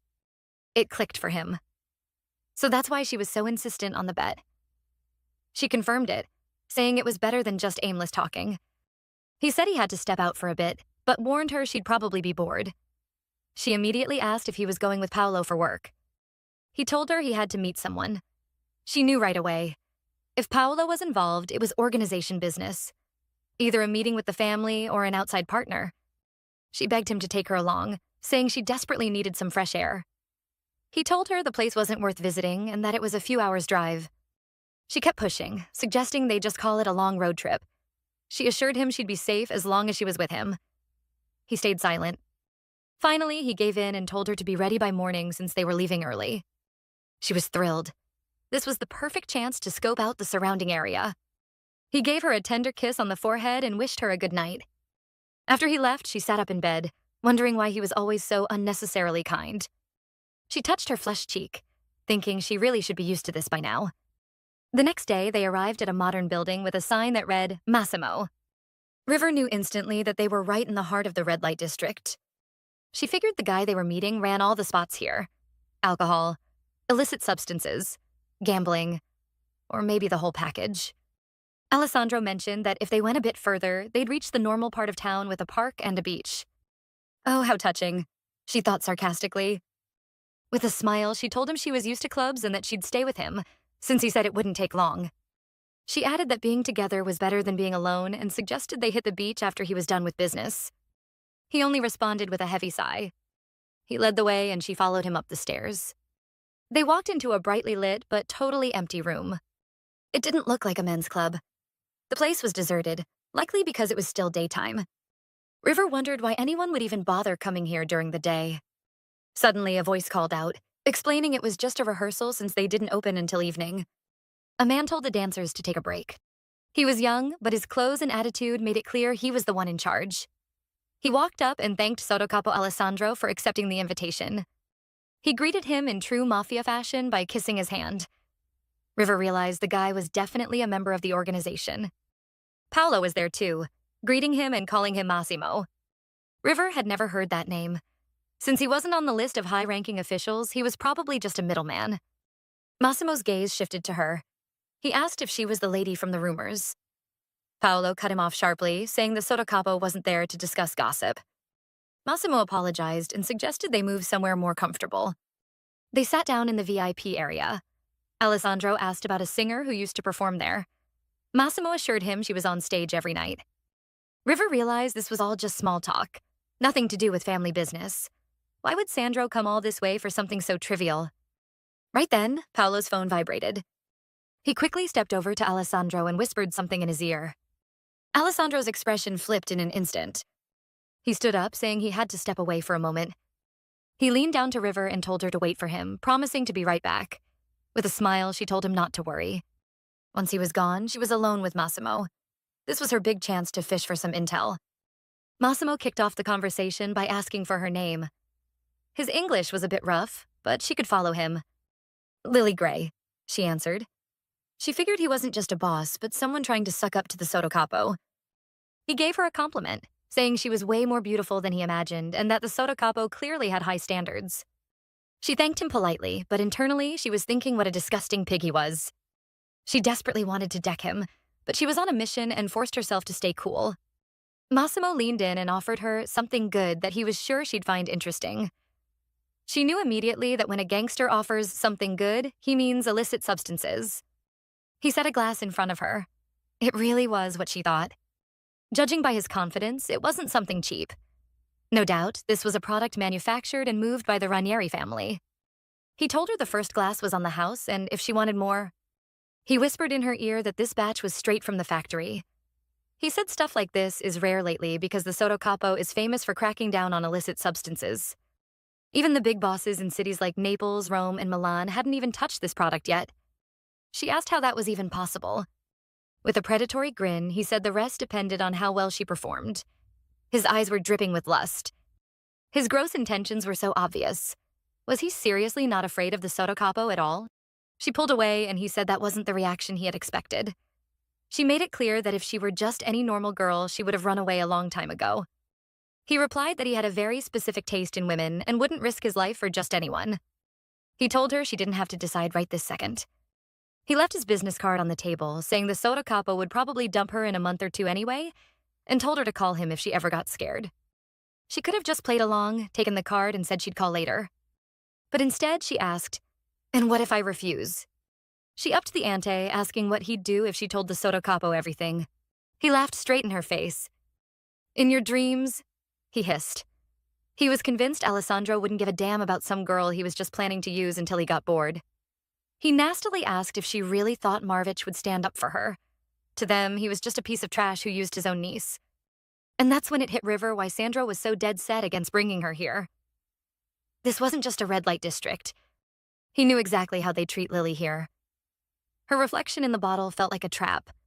She was certain Sandro was close by, watching her. Massimo kept up the threats, saying he'd have no problem tracking her down even if she went back to the States. He threw a filthy threat her way, ordering her to be a good girl. River coldly replied that Sandro would snap his neck before he ever got the chance. He mockingly asked who she thought Sandro would choose. Him? Someone who'd been his shadow for years or his latest plaything? The answer was obvious. At that exact moment, the door swung open and Alessandro appeared. Massimo's tone did a total 180 as he sycophantically said Miss Gray was interested in the new product and he was just showing her samples. This absolute bastard, River thought. She actually knew Italian and understood everything, so she froze in shock. Maybe the Soto Capo would like to take a look too? Massimo asked flatteringly. But Sandro's eyes turned ice cold. Massimo went pale as a ghost. He started stammering apologies, swearing it would never happen again. River had seen that look on Alessandro before at the executive meeting, but right now, it felt 1,000 times more dangerous. Massimo kept making excuses, saying he was just showing the goods and had no intention of giving them out without permission. Alessandro silently grabbed a bottle of vodka from the table and slammed it full force onto Massimo's head. The guy collapsed, and Alessandro stood over him with the jagged, bloody bottle in his hand. He turned to the stunned River, and without saying a word, he began brutally beating the man on the floor over and over. River covered her mouth in horror. She had to stop him. At this rate, he was going to kill the guy. Finally, Alessandro stopped. He wiped the blood off his face and calmly said it looked like they were done there. "Let's go, Lily," he said, turning toward her. She was so traumatized she couldn't get a single word out. He called her name again and she just nodded obediently, like she was in a trance. They walked out of the room in silence. They drove down the road as the sun was setting. The silence in the car was suffocating. River finally worked up the nerve to call his name.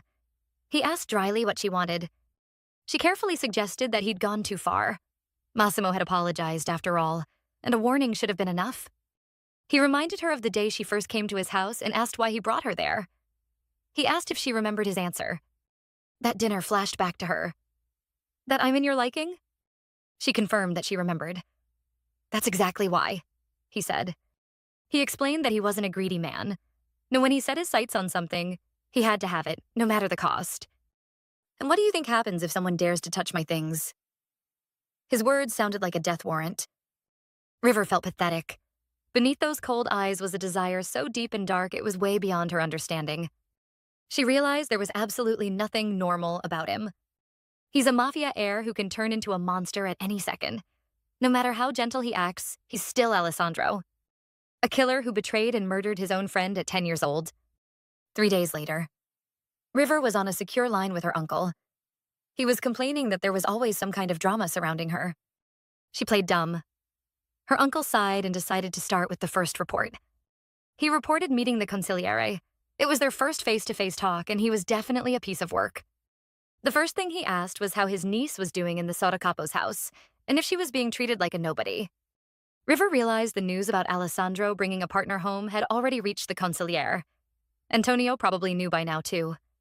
She asked if her uncle was sure there were no unusual movements on their end.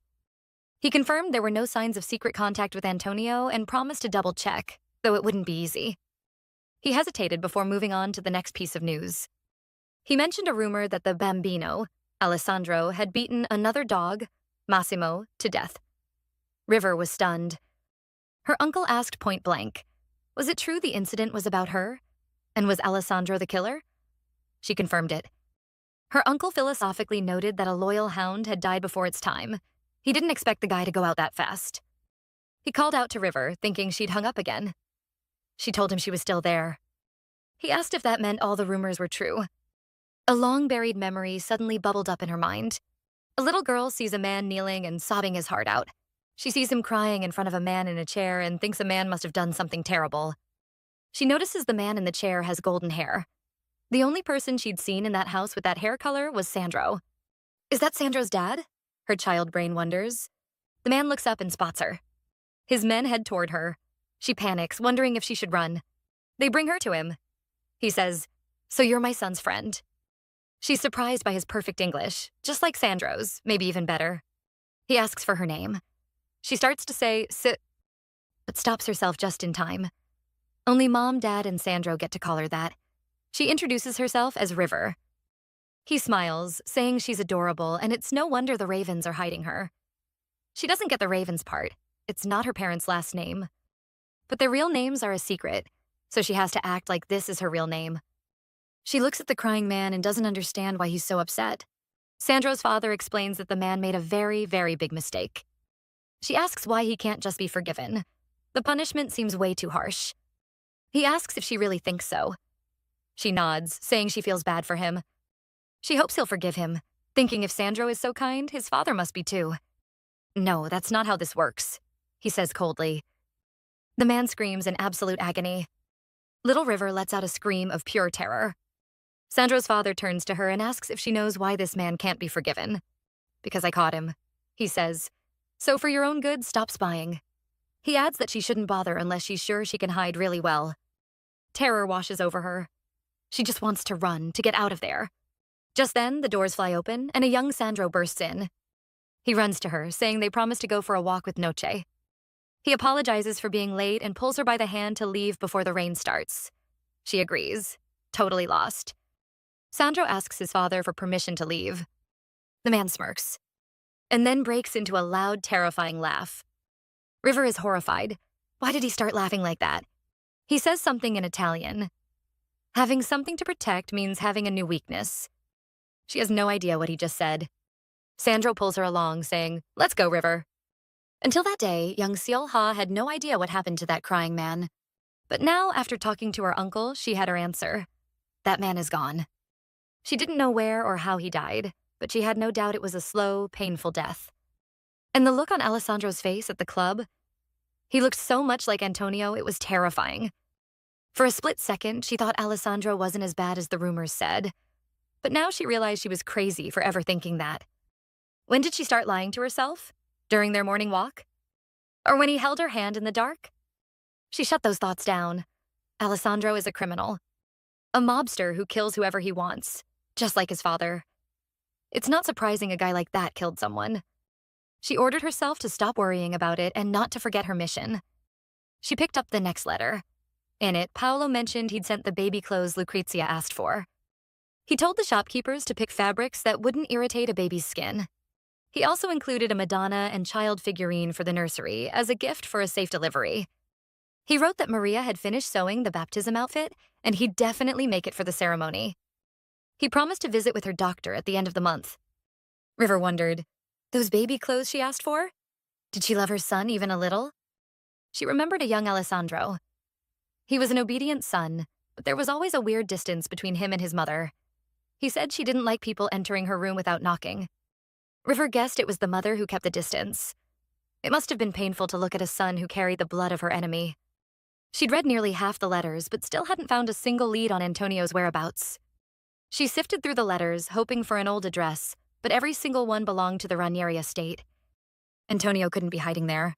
The house was burned to the ground 18 years ago, and the land had likely changed hands long ago. Her main job was to find where they were hiding out now. Suddenly, there was a knock at the door. It was Paolo. Panicking, she told him to wait a sec, frantically gathering the scattered letters. When she opened the door, she forced a smile and apologized for the mess. He said it was fine. He explained he heard she was skipping meals because she felt sick, and Sandro ordered him to bring up some medicine. River realized she'd totally forgotten about her excuse. She thanked him as she took the bag.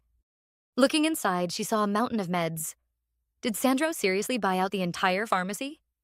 She asked him to thank Sandro for her, but then she noticed Paolo's face go dark. He burst into her room. She called after him, confused. Suddenly, her heart stopped. She had a bad feeling. Paolo reached down and picked a pearl necklace off the rug. It must have fallen out of the jewelry box. He turned around, his face twisted in horror. "Where did you get this?" he screamed. "This isn't something you just find." She tried to calm him down, her mind racing for an excuse. He marched toward her, snarling that just because she caught the Sotocapo's eye, she thought she could do whatever she wanted. He screamed that being the first woman brought here didn't give her the right to poke her nose into things that didn't concern her. In the next moment, he yanked the blanket off her bed and the girl cried out in horror, begging him not to do it. His eyes landed on the open box on the bed. He grabbed her by the shoulders, demanding the truth about why she was really there. He hissed that Sandro might forgive her, but he wouldn't. Right then, a terrified Marta appeared in the doorway. She stepped between them, begging Paolo to calm down and listen. "I'm not in the mood to calm down," he roared. River realized that no excuse was going to save her now. "Enough." Alessandro appeared in the room. His voice was quiet but carried absolute authority. He ordered Lily to take the box and follow him. She nodded obediently. Paolo tried to argue, but Alessandro shut him down with a single look. "Paolo," he said, his voice like ice, "don't make me repeat myself." They were alone. He sat on the bed and demanded an explanation. She started making it up as she went. A few days ago, a cat Marta feeds wandered into the guest room. She just wanted to play with it. The cat scratched at the vanity and damaged a drawer. And at that moment, she thought she didn't need to lie, because that part was actually true. She apologized, saying she should have asked first and was ready for whatever punishment he gave her. To her surprise, he told her not to worry. He was the one who put the box there, so it was only a matter of time before she found it. He started to open up. His mother never got along with his father. She was always unstable, suffering from depression, and antidepressants just weren't cutting it. But things hit rock bottom when she started taking other medicine. He remembered himself as a little kid at the dinner table, looking into his mother's vacant eyes. He said she, of all people, didn't need a lesson on how effective that medicine was for unstable people. By the time he tried to intervene, it was too late. In the end, she took her own life, right here in this house. He explained she didn't have much. All her clothes were burned, leaving only letters, a few photos, and a broken rosary. They could have tossed it all, but everyone, especially Paolo, was against it. After all, he originally served his mother. River finally understood why Alessandro stayed away from illicit substances. He'd seen the downfall of an addict with his own eyes. Yet, it blew her mind that they still sold the same illicit substances that killed his mother, and had even grown the market. A chill ran down her spine. Was she secretly looking for a spark of humanity in him? That was an expectation she shouldn't have had in the first place. He put the box in a dresser drawer. A gun was lying right next to it. He said he'd go deal with Paolo and told her to wait for him. After he left, she stared out the window. That gun in the drawer. That was a Colt, right? She thought that if it ever came down to a standoff with Alessandro, her thoughts were cut off. She looked around the room. Was that seriously all the furniture? Just a bed and a dresser? For a place that was strictly off limits, it was shockingly empty. Since the room was bare, there wasn't much for her to report. Another knock at the door. It was Marta. She let her in, and Marta asked if she was doing okay. She said Sandro told her he was heading out with Paolo and would be back soon. She was worried about River and offered her some water. River took it, saying her throat was parched. She took a sip, having a feeling they wouldn't be back for a long time. Marta apologized for being nosy, but invited her over for dinner, saying she felt bad leaving River alone after such a scare. River thought it would be rude to say no to such a caring woman. She smiled and agreed, saying it was a great idea. Soon they were sitting at the table in Marta and Silvio's cozy home. River ate, but her mind was miles away. She scolded herself for not being more careful. She didn't know when or how her cover might be blown. Paolo might be right. She'd gotten too comfortable after winning Sandro over. She kept asking herself when and why she'd let her guard down like this. She spoke to Silvio, pointing at a photo on the wall. She asked if that was his son in the picture. He confirmed it was. She noted he looked a lot like both of them and was pretty tall. Silvio said sadly that their son was a kind, warm-hearted boy, better than they deserved as parents. She asked if he'd moved out, since it didn't look like he lived there. He died a few years ago, Silvio said softly. River was stunned. He was supposed to graduate from college soon. If he were alive, he'd be the same age as the young master. Silvio added that might be why he had such complicated feelings every time he saw the Sotocapo. She remembered Marta saying that after the Sotocapo helped her get revenge, she basically saw him as her own son. River also recalled Sandro saying he'd done them a favor, helped with a vendetta. Revenge. She didn't realize the revenge was for their son. Silvio said their son ran into a mugger late one night. He was stabbed. By the time they found him, it was already too late. Horrified, River asked what happened to the killer. Silvio said they found the guy easily, but arresting him was a different story because the police were too busy covering his tracks. It wasn't a lack of evidence. The killer belonged to an organization that was in bed with the local police. Funny, isn't it? He said with a bitter laugh.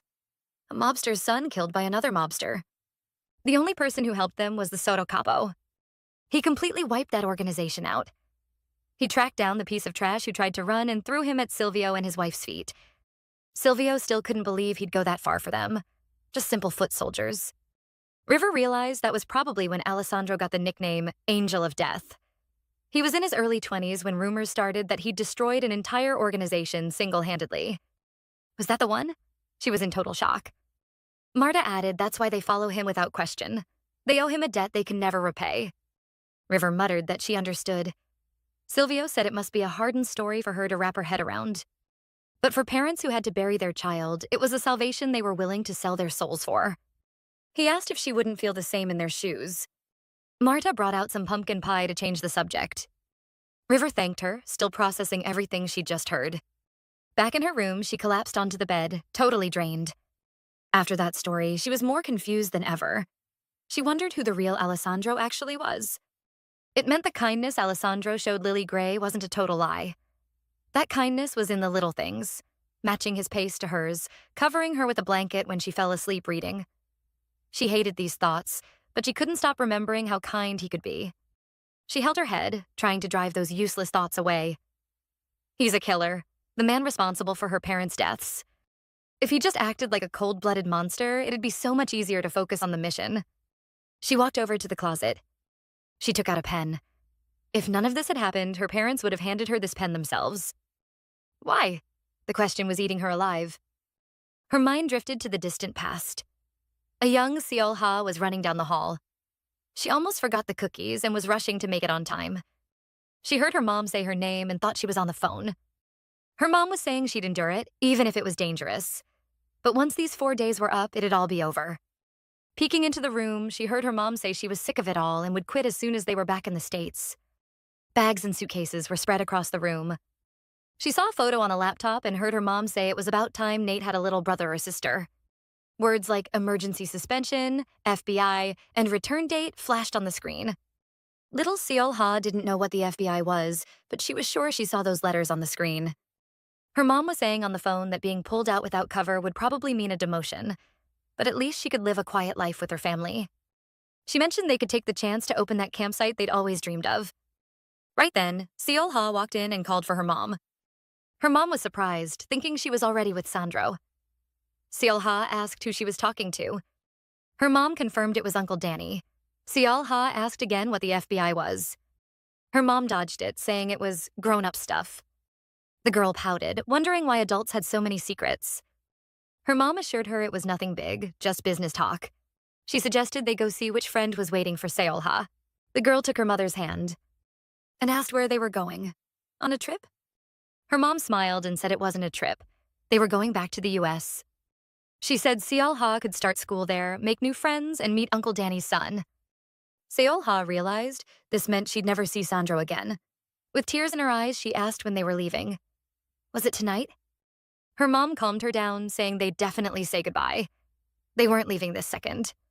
She added they could keep in touch via phone and email, and they could even invite Alessandro over. She suggested he could even stay with them for a few days before they left. Seol Ha asked if she could tell him they were moving today. No, you can't, her mom said sharply. The girl got scared seeing her mom get so angry. Her mom rubbed her temples. She explained today was Alessandro's birthday, and he'd be upset by news like that. She suggested keeping it a secret for now. She reminded her daughter that she wanted to go ice skating after Christmas and suggested they tell him then. Seol Ha reluctantly agreed. In the dining room, she sat across from Sandro. She noticed that just like last year, Sandro's parents hadn't shown up for his birthday. There were tons of people in the house, but it felt like she was the only one actually celebrating with him. She asked why that mister didn't come this year. Sandro didn't know who she meant. She described the tall man in glasses who gave him a gift last year. Oh, you mean my godfather? He realized. She happily confirmed it. He explained his godfather was slammed at work and couldn't make it. She felt bad for him. She thought nobody wants to spend their birthday without their parents. And for Sandro, this was the second time. She wanted to give him something better than just cookies. And then an idea hit her. She called out to him and suggested they go to the sea together, just the two of them. She was building a sandcastle on the shore. Suddenly, someone called her name. It was Sandro. He'd gathered some pretty shells to decorate their castle. He said there was one more. He showed her a big, beautiful shell he'd found in the sand. He handed it to her, knowing she'd love it. He said he was giving it to her because it was beautiful, not because it was rare. He guessed she wanted to go to the sea just for him. She was surprised he knew. He explained she always tries to cheer him up when stuff like this happens. He said she was very predictable, and that all her thoughts and moods were written all over her face. He thanked her for everything, saying he'd been too shy to say it before. He put the shell in her palm, saying that even though it was just a shell, his heart was in it. She thanked him, completely delighted. She thought it was the most beautiful shell in the world and that she'd keep it even after she went back to the States. And then she remembered she had to tell him soon that she was going back to America. He noticed her go pale and asked if she was feeling sick. She tried to brush it off, saying she was fine. "Liar," he said, taking her by the chin. "I told you, I see right through you." He noticed she always bites her lip when something is bothering her. He told her to stop or she'd start bleeding. Suddenly, it started to rain. Sandro said they needed to find cover and remembered a small cave nearby. They ran to the cave to get out of the downpour. She asked when the rain would stop. He didn't know, but noticing she was soaked and shivering, he took off his jacket. He draped it over her shoulders. She asked what about him, but he said he was dressed warmly enough. She thought Sandro always acted so much like an adult. She said the cave felt like a different world. The beach was longer than she thought, and there were these rock caves. It felt like a vacation. He agreed. She daydreamed about running away when they grew up and said she already had a list of places she wanted to see. She remembered the name of the city where people use boats instead of buses, Venice. He smiled, saying he'd only seen it in pictures, but he thought she'd love it. She asked if there was anywhere he wanted to go. He thought about it and said he'd never really given it any thought. Then, he said, "I'd want to go somewhere where nobody knows me." He wanted to see how other people lived, what they cooked for Easter, and how they played in the snow. Just to wander all day, rest when he got tired, and then keep going. It'd be nice if a place like that actually existed, he finished. River remembered a snow globe in Sandro's house, one with a Christmas tree and a pair of snowmen. A lonely pair surviving by relying on each other. Now what if Sandro was left there all alone? How would he feel if part of his world just suddenly collapsed? She decided it was better to tell him now than later. She started to speak but stopped when she noticed the sea had gotten closer. He didn't get what she meant. She showed him that the water level had risen. "The tide," he whispered. The water was rising way too fast. He said it was dangerous and they had to leave. She started to run but slipped on a wet rock and fell. He ran to her, asking if she could stand. She groaned that it hurt and she couldn't. He got down on one knee and told her to get on his back. She climbed on and he told her to hold on tight. He carried her along the shore while the waves crashed at their feet. They made it back to the chapel. He said they'd be in big trouble if they went home looking like that. They'd gone to the beach without telling anyone and got caught in the rain. He said they at least needed to dry off. She suddenly remembered the shells and realized she'd dropped them when she fell. She burst into tears, apologizing. He calmed her down, promising to find even prettier ones next time. He'd already started a fire and told her to sit by it. Sitting by the fire, he asked what she wanted to tell him earlier. She made him promise to keep it a secret. She admitted she promised her mom to tell him after Christmas, but her family was going back to the US, probably for good. He tried to cheer her up, saying it was good since she wanted to go to school. In despair, she cried out that she only liked playing with him. She asked if he seriously wasn't bothered that she was leaving. "Of course I'm not okay," he said. He said that of course he hated the idea of her leaving, but his protest wouldn't change her family's mind. So he decided to see her off with a smile. If he got upset too, it'd only make her feel worse. "I don't want to leave," she cried. "Can I stay here with you?" He said it wouldn't work. He asked if she'd really be okay away from her parents. She said her parents didn't really want to go to America anyway, so she wanted to stay in Italy. He said her parents would definitely be upset if they knew she didn't want to go. She argued that they couldn't be more upset than she was, and that after that, her mom kept talking about the FBI and family. FBI? That one word made Alessandro freeze in place.